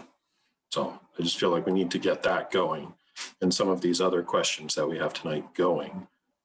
In case that's the 5th, then we have to do it on the 5th. Okay. So I'm thinking I'm in the minority here about wanting commitment from elementary sooner than later. And obviously the superintendent feels the opposite way. So I guess survey is set. And I know we've already talked about putting this on the agenda for next Wednesday. Are we thinking that next Wednesday you can close it, Brian? Or are you thinking that that's a longer collection time? I don't know what the word is in survey language. I think that sounds like a good word. Yeah, I would say that could be closed before Wednesday's meeting for sure. So if it gets out Friday, we leave it open until Wednesday morning and then bring that data back. Yeah. Okay. All right. So can we talk about, I guess, supplies next? I don't want to get into extreme detail here, but I think this is something that I've heard from a lot of committee members about. I don't know if anyone has specific commentary on this, but I've heard a lot about especially tents mentioned. So I'm wondering if we can get lead times on those by next week as well. It's 3 weeks. Tents, we already have those ready to order. Yeah. Okay. I think other supplies, I don't think there's anything. Kyle, jump in. I don't think there's anything that we know so far. I guess desks for Pine Grove is the other kind of big ticket item. But I don't think there's anything that we know about at this point where lead times are going to preclude us from moving forward. I agree completely. Yeah, absolutely. Do you have a lead time on the desks from Pine Grove yet? No, not yet. Yeah. That's the one. And with the tents, like you said, the 3 weeks, and we actually have some references. We called on those to make sure that they're high quality. The market as a whole with PPE, cleaning supplies. I think after the spring of last year, fall this year, now that the supply is up, the lead times are much shorter. Certainly, even with the tents, now everybody's in the same boat, so we want to jump on that quickly. But we'll certainly have the lead time on those desks very shortly, right tomorrow. Okay, so you could bring that back next week, just so we have an idea if that's going to be an issue. Oh, absolutely. Yeah. I was going to say, do you want lead times, or do you want us to be able to say, for any of the supplies, materials, or otherwise, lead times are not an issue? Yeah, I think that's more the concern. Like if we're looking at, April 5th, are you scrambling for those and we're not going to have them in place and it's going to be a real issue, right? If that ends up being the date, or is that a doable sort of timeframe? Yeah, we'll be able to give you that for certain. Okay. PNN is already, I know I talked to Paul in advance, kind of knowing that this was coming. So I know you guys are already looking at dates. So obviously you already talked about streaming, and I'm sure you guys can go through and figure out what else in the MOA is going to be affected, the Monday afternoons, all those types of things that need to be kind of taken into account. Yep. Right. So we don't have a firm date yet, but are talking dates. Okay. I mean, it's not a lot of time, I guess, and that's one of my biggest concerns here is that we are short on time for this kind of artificial timeline that the state might set. Yes, I mean, overall, when you look at the logistics and taking negotiations alone, we this is impact bargaining, right? So we bargain, we can make, it's a policy decision, it's a rule, it's a law, quote unquote, regulation. We make the change and then bargain the impact on working conditions. Certainly, the more this happens in concert with the teachers, which has been all along, that works well across the board. So yes, from a straight logistics standpoint, April 26th is a much more, from vaccines to negotiations to all the logistics, that is the better date. I don't think the supplies and the materials and the ordering, that's not going to be a big hiccup. But yeah. Okay. Policy and advocacy, Linda, can you set up meeting dates with your? Yes, crew? I can. Yep. Okay, thank you. And I don't know if this is something that you want to consider, but I just remember having been part of that conversation that we talked about how to describe masks when we went through the mask policy, and both the DESE guidance and the CDC guidance talk about multi-layer, which is something that we hadn't gone into because there were all sorts of fabrics at that point, and they were saying that some, singly were better than others doubly and all that type of stuff. They seem to have settled on multi-layer. I don't know if that's something that you want to consider, but I'll leave that to policy and advocacy, just as something that I picked up when I was doing that kind of guidance review as part of putting together the presentation for earlier tonight. Okay. Communications, I'll talk to Brian about communicating this out tonight. Obviously, you're going to have a survey coming. My personal preference would be to host not a Q&A session necessarily, because I think some of this is going to get so into the weeds. How many feet are the desks in my students' classroom, that we can't go there. But I would ask that the administration consider hosting an information providing session, maybe something more similar to what was done for the high school remote academy.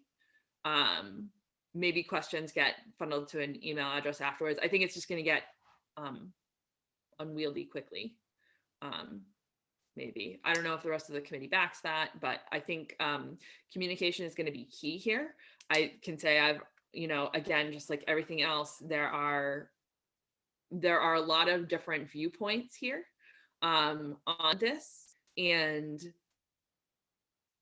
some of them are more willing to be public than others, and more forceful than others, but I think we need to address them all.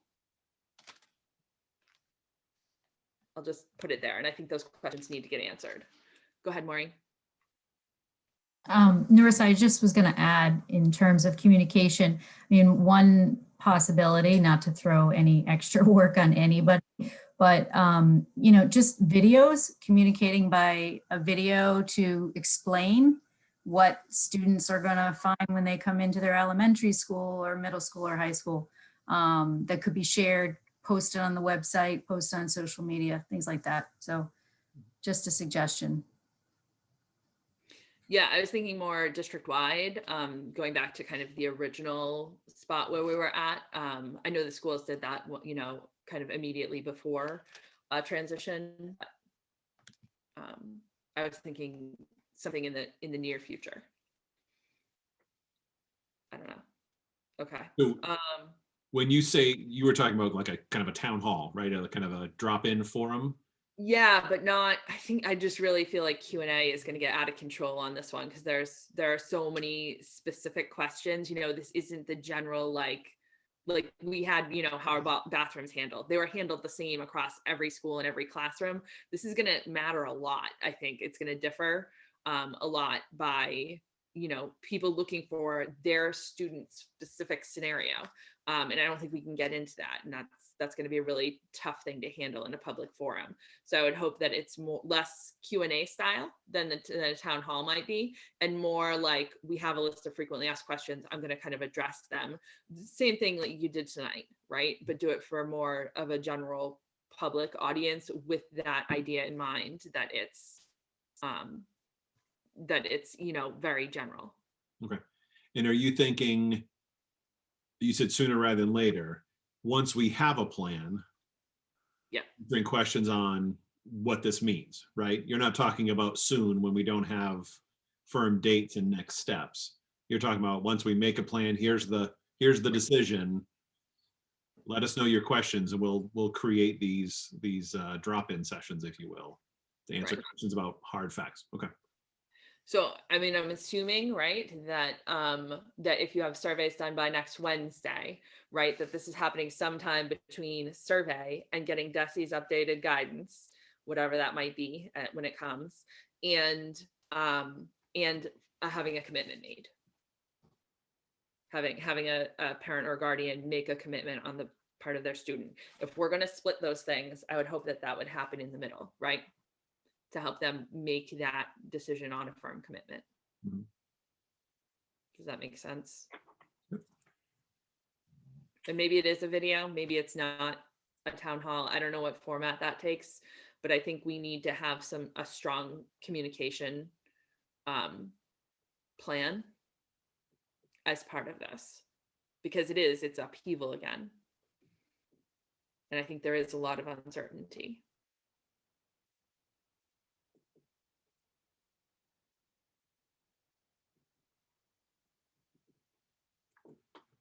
So I'll come back to the last question, which is dates and what the committee wants to do on dates and timing. So I don't know. Yeah, I don't think I had anything else. No. I don't know if somebody wants to lead this off. I mean, I've heard sooner rather than later. I've heard the 26th. I've heard the 5th. I've heard splitting. I've heard all together. Maureen, go ahead. I think my personal opinion is I think that we should set a date or whatever the administration thinks is possible. I mean, they're the ones that have to figure this out. And, if we can get in by the 5th, great. I think that's great. If we can get in sooner, great. But I mean, I can't tell them what date. If the 26th, then that's the 26th. I mean, we have to kind of go by what our administration thinks is going to be possible, because there are a lot of issues that have to be addressed between now and whenever that date is. So I'm not comfortable picking a date knowing all the things that have to take place. Yeah.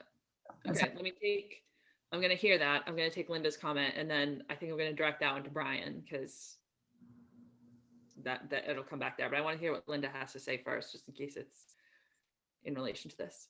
Go ahead, Linda. No, I agree with Maureen. I think we need to try and get everyone back in as soon as possible, but I don't want to forego anything that the administration feels needs to be done before we allow everybody back in. So it'd be good to hear from Brian. No pressure, Brian. Bring it. Happy, never shy with my opinions. I think that the wording should be no later than the 26th of April, right? Reflecting that if we can do it sooner, great. If we can't, right, there's multiple things that might affect that. The commissioner might say we have to. There might be a logistic that we have to, a hurdle that we have to get over.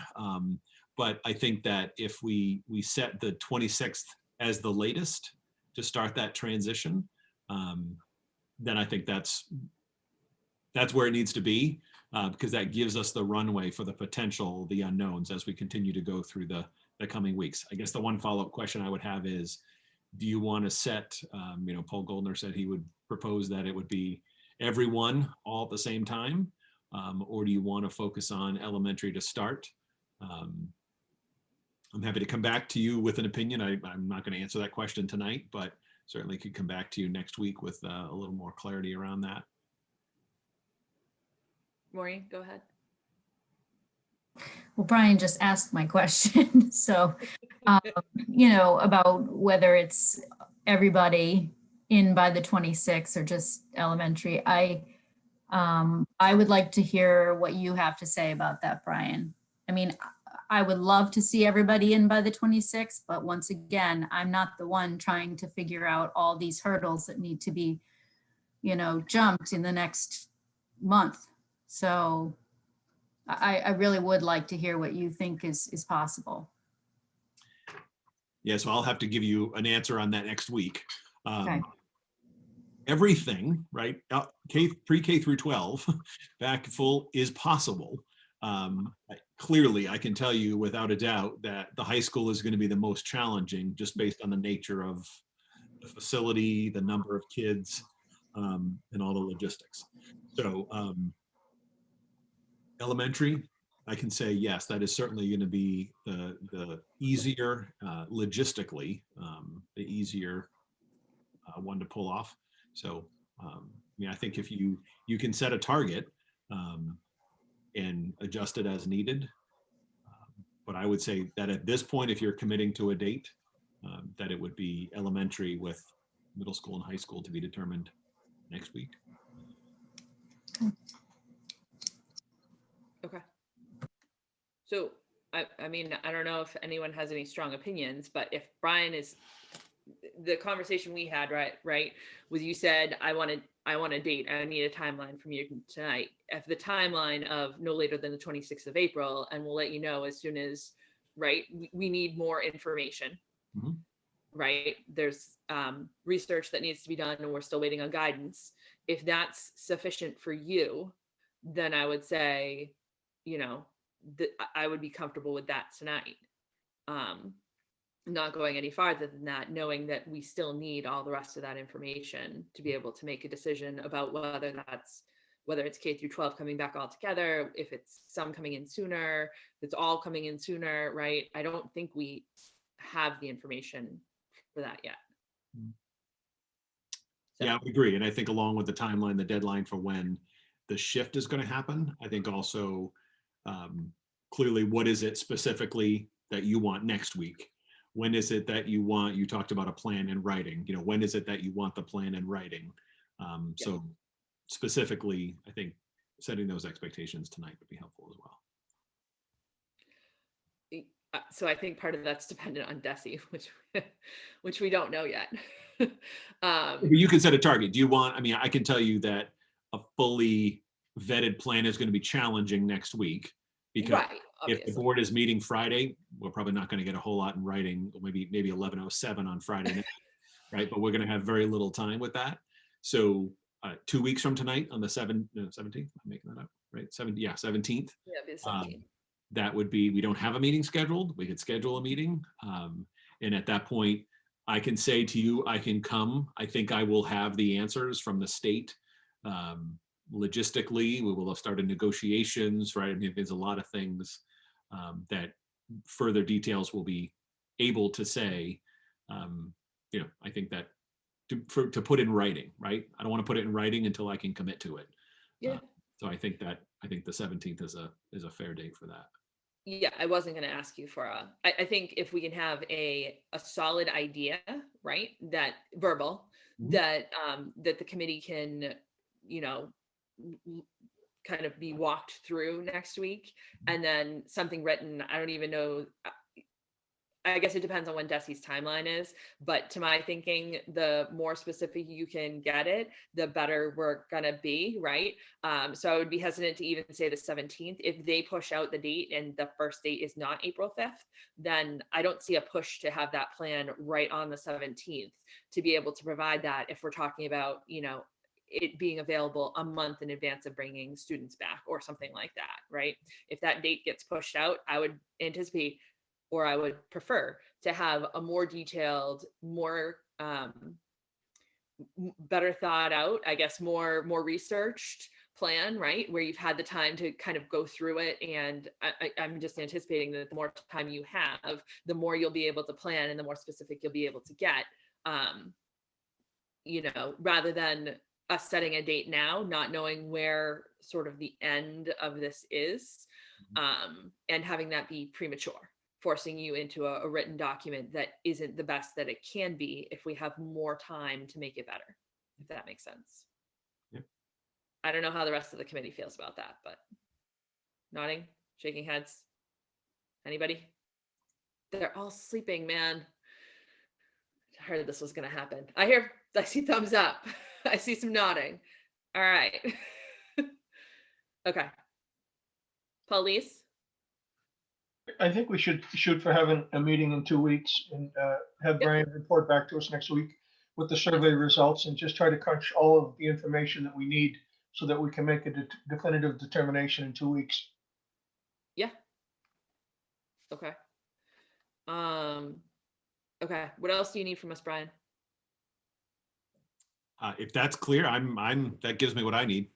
Okay. I'll work with you on communicating tomorrow, right, out to families, what the result, the outcomes from tonight, and then getting that survey out by Friday, and then that we're committed to beginning the transition no later than April, certainly at the elementary level, and middle school and high school will be determined by that final plan. Okay. Okay. Any other questions on this from the committee? All right. Seeing none, I want to move on to budget, but I'm going to ask for a 5-minute recess if everyone is willing. In between, I need some water. Is everybody good with that? If we go grab a 5-minute recess? All right. Sounds good. I will see you back here. Recording is rolling again, so. Thanks, Brian. Go ahead, Aaron. I'm so surprised to see your hand. So I just wanted to ask the question as to whether or not we're going to see that we need to order desks for any of the other classrooms, whether it's like an individual classroom or grade, along the lines of, I know that in the past that some of the teachers had tables instead of desks in their room. Have those already been swapped out for this year, or do we anticipate that we may need to purchase desks at another school other than just PGS? I don't know if you want to answer that, Kyle, but my understanding right now is that it's Pine Grove, that between Newbury, Salisbury, the middle school and the high school have desks that have been in storage. They're stored in places that shouldn't be storage. So plenty at the middle school and the high school. And the last discussion, Newbury and Salisbury, was fine, but that's certainly something we'll circle back on to make sure as we refine the plans for sure. That was my understanding as well, but I agree. Yeah. We've tended to have those that have switched to tables, we've stored the desks. So when we swap back, we have them.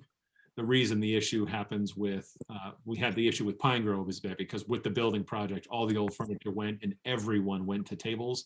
And so desks just flat out weren't purchased. So we still have quite a few elementary desks in storage at the other two. So, okay, but we'll confirm that. Yeah. Thanks. All right, ready to move on to fiscal year 22 district operating budget. Brian, Kyle? I think people are done listening to me. Kyle, Yeah, I can start this off.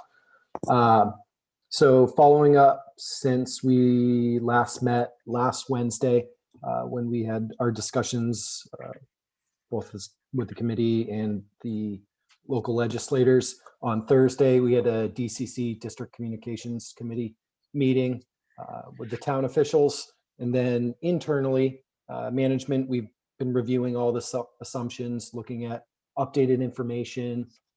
So thought that for this discussion, it would be helpful to have the document before you, Brian, like you mentioned it, just put the link in the chat so everybody can see it.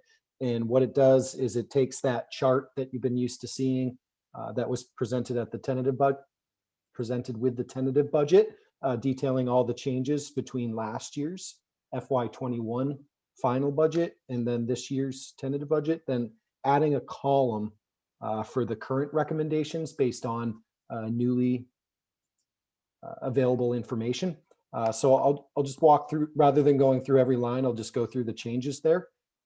So starting on page 1, salary changes, we kept, those are consistent from our last meeting, 847,000 increase over last year. Jumping into the benefit charges, medical and dental insurance, Maya updated and confirmed our rates for next year, 1.18% increase in our HMO and PPO medical insurance plans, a 3% decrease in our dental insurance plans, And then the MedX plans, those don't get renewed until January 1st of each year. So we have a 5% assumption built in.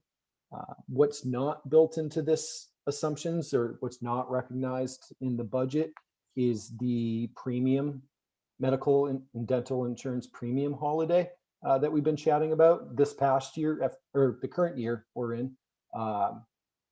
Maya issued a half-month premium holiday, and that yielded the district savings of about $200,000. Going into FY22, they've indicated and confirmed that there will be a 1-month premium holiday, which we estimate yielding about $400,000 in savings. So I want to chat about that a little bit. I don't know, Brian, if you want to jump in, give some context there. So we've had the discussion about this. Certainly the challenge this creates is that similar to, we'll say this, right? This is a one-time expenditure reduction. So Maya was very clever, right? They didn't reduce our rate, which would be the starting point for increases in future years. They increased our rate 1.18%, and rather than using that savings to decrease the rate, they kept our rate and then just gave us the savings this year, because the starting point is still the 1.18% increase for next year fully paid. So what that does is similar to when we've used one-time revenues to fund the budget, E&D, that's not a wise choice. To pass these savings along to the town creates an automatic increase in our budget to them, right? We know we're not getting more Chapter 7 than anything else. So largely our increases fall on the back of our member communities. We're creating an automatic increase in fiscal 23. So our thinking along the lines was certainly anything we underspend, the mechanism, right? There's no place to hide it. The mechanism is that filters and gets certified as excess and deficiency. So our original thinking was that it would filter through to excess and deficiency. I did have a discussion with Neil Harrington, who was making the proposal that savings be passed on full or in part to our member towns. I understand the concept. I fully do. I get it. I get the reasoning for it. It's a savings we know is going to happen. But my concern is that creates an automatic increase for next year versus allowing any savings that do materialize, right? There's all kinds of other things that could crop up and require us to spend that money on. But the alternative is to allow it to sit there and filter through to excess and deficiency. So that's certainly a discussion we can have as far as the kind of the grander scheme here. But I thought it made sense to at least explain that at this point as Kyle was going through, and we can talk about how that would impact things overall in regards to the assessment. Do we want to jump in on questions on that right now, or do we go through the whole document first? What do you prefer, Marissa? I think why don't we go through the rest of the document first, and then Sure. we can hit questions at the end. It's not tremendously long, so thanks, Perfect. Kyle. Yeah, absolutely. So benefit changes, that was the one update since our last meeting. Jumping into programming changes, first line item there, special education out of district that's tuitions for private placement students. We're recommending just about $85,000 decrease. That is the net of two different numbers. We were initially pretty conservative. The chart is in the tentative budget in the back where we detail the circuit breaker mechanisms and the net of which is out of district tuitions included in the budget.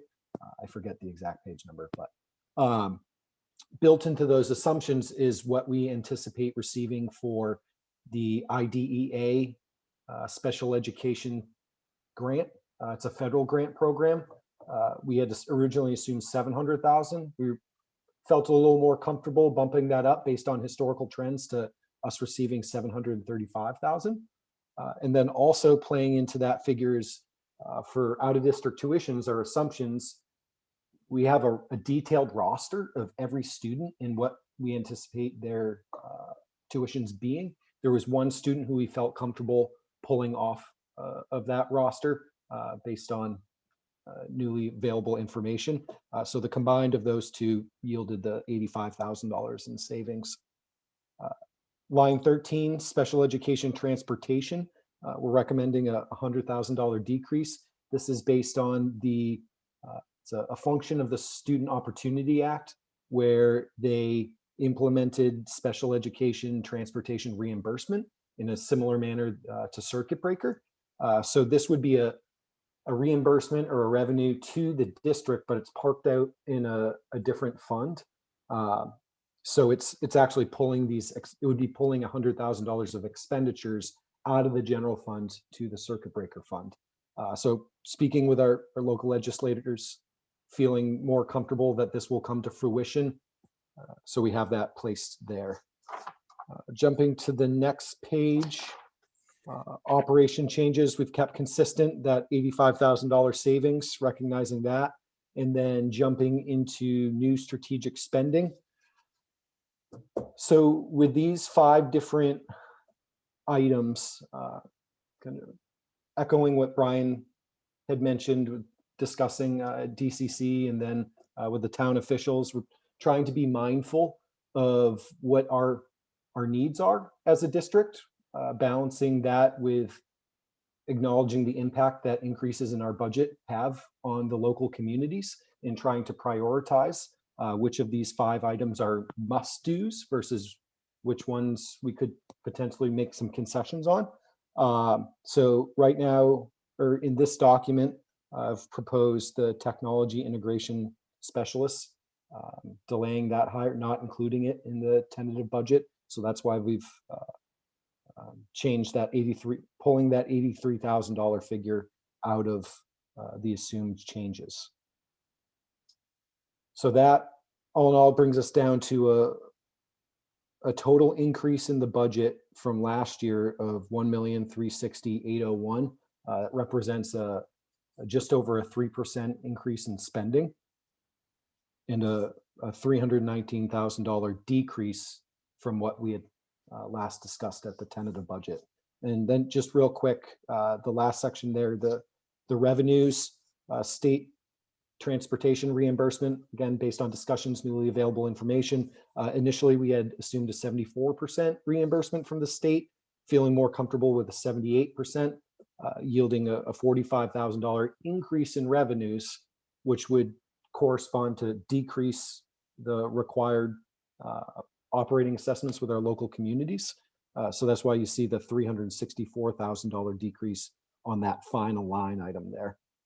And then seeing how that, go ahead, Brian. Where you do that, Kyle. So the one other update on the health and wellness coordinator, you see there's an updated description there. We've had discussions about moving forward, you know, the vision for that position. There certainly is coordination and planning and long-term, but even in I don't know if you want to jump in, Kim, but you know, even in Kim's thinking for the coming year, the hope to be able to also use that person to be providing direct services, whether that's instruction or support or services, depending on the nature.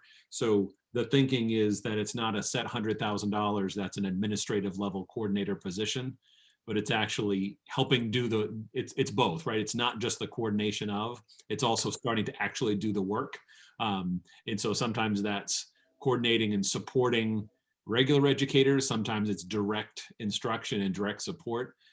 So we've kind of rethought that it's not just a direct one person salaried, and overall it's still determining exactly what that might be. Is that a fair assessment, Kim? She's not unmuted. She's not talking tonight, Brian. She's not giving you anything. I was just saying, I was like, Get nods, that's it. Loves talking. All right, so yeah, thank you for highlighting that. I missed that one. Jumping to, so the all in, this reflects the $1.4 million increase in spending because of the decrease in revenues that we're still assuming. That would yield a $1.4 million increase in the assessments, overall assessments to our communities. So on the third page, in the bottom right, of that chart there, you can see the total difference of 1,433,242. That corresponds with the previous page. So based on these recommendations, Newbury would have an assessment of 449,000, Rowley 155,000, and Salisbury 827,948. I guess one last note I should also say in my conversation with Neil, there's been, we know, and it's been the case every year of recent anyway, that Salisbury has been getting hit with the largest bill. Certainly they're 40% of our district now. So that's obviously, everyone's well aware that Salisbury's assessment is always going to be significantly larger than the other communities. But that increase in my discussions with Neil, that 827 is still a little high in regards to what he's looking at and being able to fit within his budget as he continues that process. Obviously, as I think it was Erica mentioned early, getting the town or getting the school budget is an important piece because we represent 50 to 60% of the town spending. So also to bring that note to you that I think as part of that discussion that he had about the savings, gathering some of the savings from the medical, it was to hopefully reduce their assessment as much as feasibly possible, because obviously that's still a significant increase in their assessment.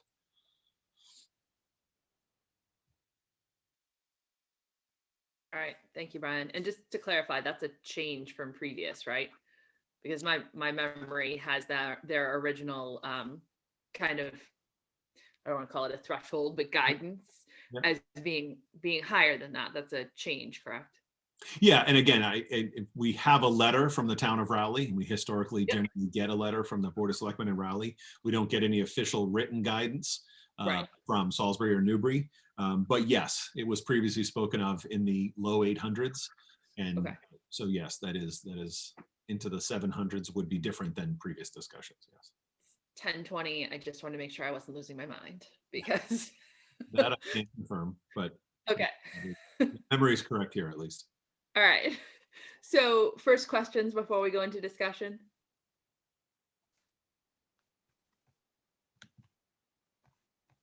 All right. I see none.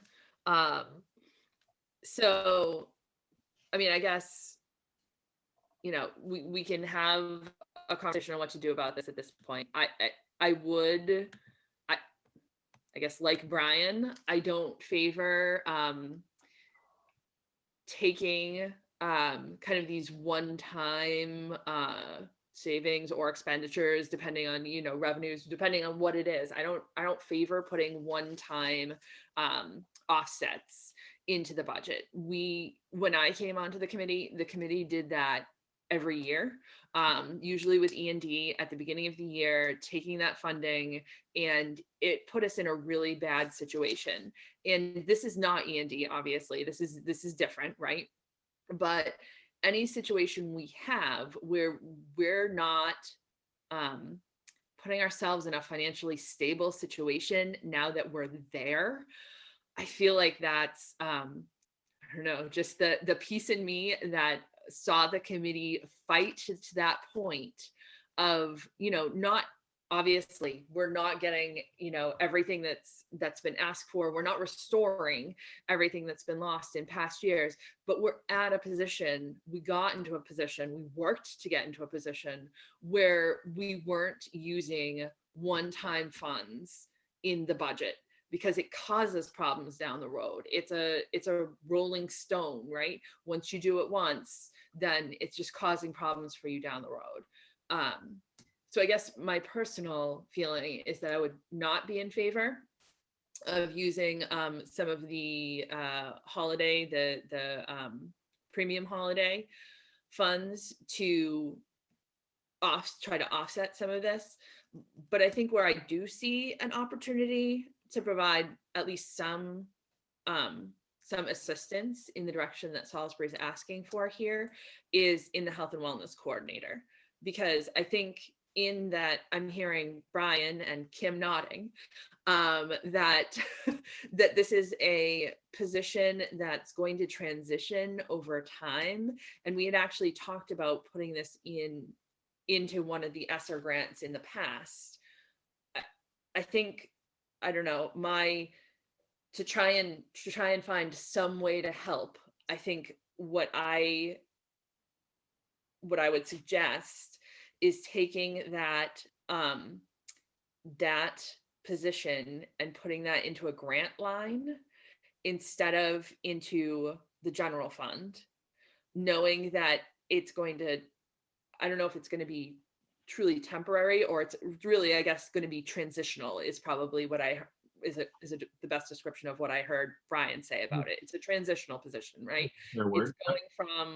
It's going from the coordinator, and then it's heading into kind of the traditional services probably that we've been thinking of. I mean, $100,000, 40% is Salisbury's. That would give them at least $40,000 off of their assessment, roughly, right, Kyle? That's correct. Yep. I don't know. That's my thought. I don't know how the rest of the committee feels about that. It's just, I really struggle with the idea of putting ourselves in a bad position for next year, especially in tumultuous times like this. And we finally achieved some good fiscal stability, at least on this side, right? There's still a long way to go. A lot of things that we know that we need to do that we've been sort of identifying for years, but we got there. And I'm hesitant to take what I personally would feel like is a step backward on this one. Maureen. Nerissa, I agree with you on using the savings that we see on the insurance. You know, when I came on the committee, I was the same time as Nerissa. I mean, we were hit left and right with using E&D. Every year we were using E&D, and then our credit rating actually took a hit after that. So, you know, the last few years we have worked hard to not do that. So it makes me uncomfortable to go back to that practice. I would agree. I think that the way the health and wellness coordinator was sort of presented to us, I sort of thought of it more as like a consultant. You know, somebody would come in and kind of look at what our needs are as a district and possibly make recommendations for the future.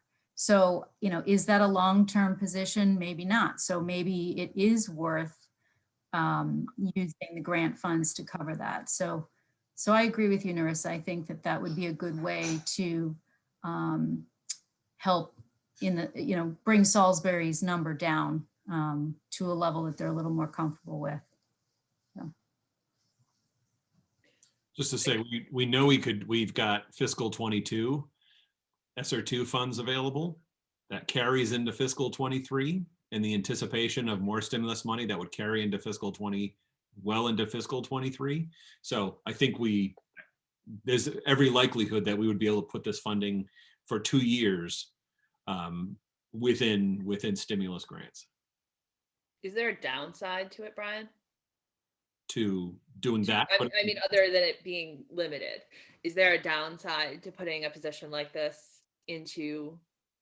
Well, I think if we were ready to say to you, right, so we know this is mitigation. We know there is mental health and social and emotional challenges that we need to address.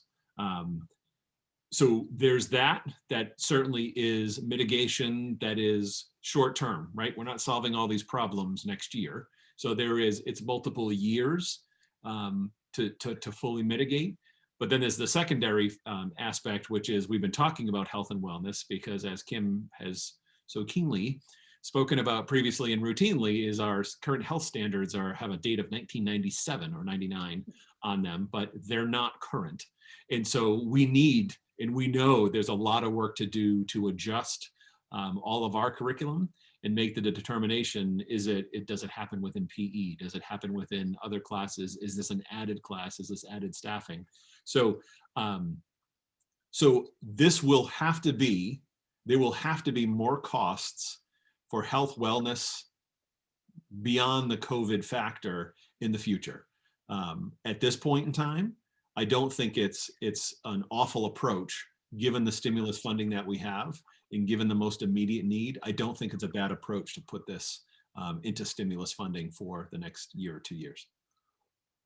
Especially if we don't know that this is going to be a specific, this is not, I think we're convinced now this is not a full-time coordinator that isn't doing anything but coordination.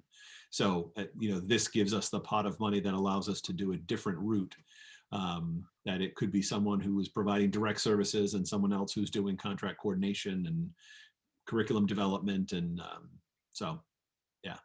gives us flexibility and certainly qualifies for the current SR2 grant expenditure categories. Okay, thank you. And I just want to clarify what you said. It's not Triton's standards that are from 99, it's Massachusetts's. Yes. So. Yes.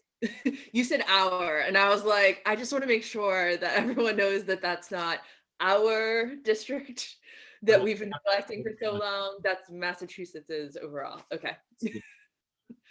Thank you. So just to clarify, I did some quick math. So if we did that, right, that's taking 100,000 out. That takes Newbury to 420,000 roughly, Rowley to roughly 124, and Salisbury to roughly 787. Yeah. So. I mean, I know that doesn't get down to where Salisbury would like to be, but I don't see anything else here that's not going to be long term. We've already pared down the budget fairly significantly. And all of these things, I feel like I've heard people advocate for, even outside the committee, within our towns. I mean, even tonight, the full day K, that second year of the phase in, to get the tuitions down so that we end up having tuition free full day K. I don't know. I guess I'd be hard put at this late date to go down any farther. I don't know. I don't know how the rest of the committee feels about that. I would also say I'd feel very differently if we didn't have stimulus funding. If we were talking about cutting this position out, right? The technology integration specialist, do we need that? Absolutely. Can we survive without that? Yes, right? The most important thing we're doing this is providing a tech at every building to make sure that actual devices are working and supporting teachers and students. The integration specialist is important, not critical. The health and wellness piece is critical, right? We have to do that.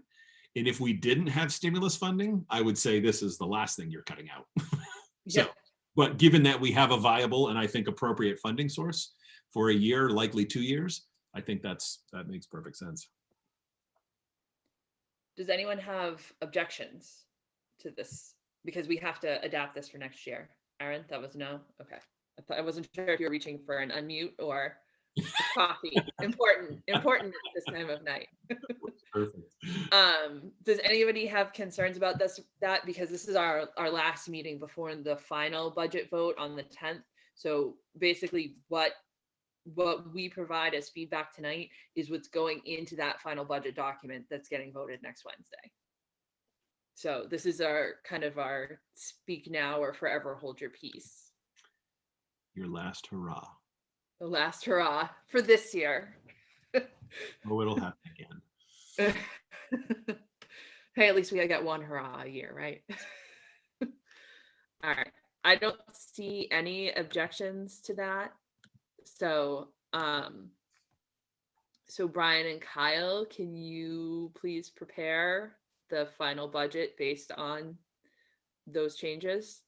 And can I hope that we will see it with the agenda packet for next week?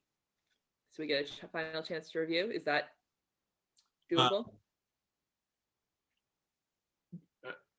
So in the final budget, we have the narrative. Yes. So I'll just say this. Are you okay with a little less narrative this year?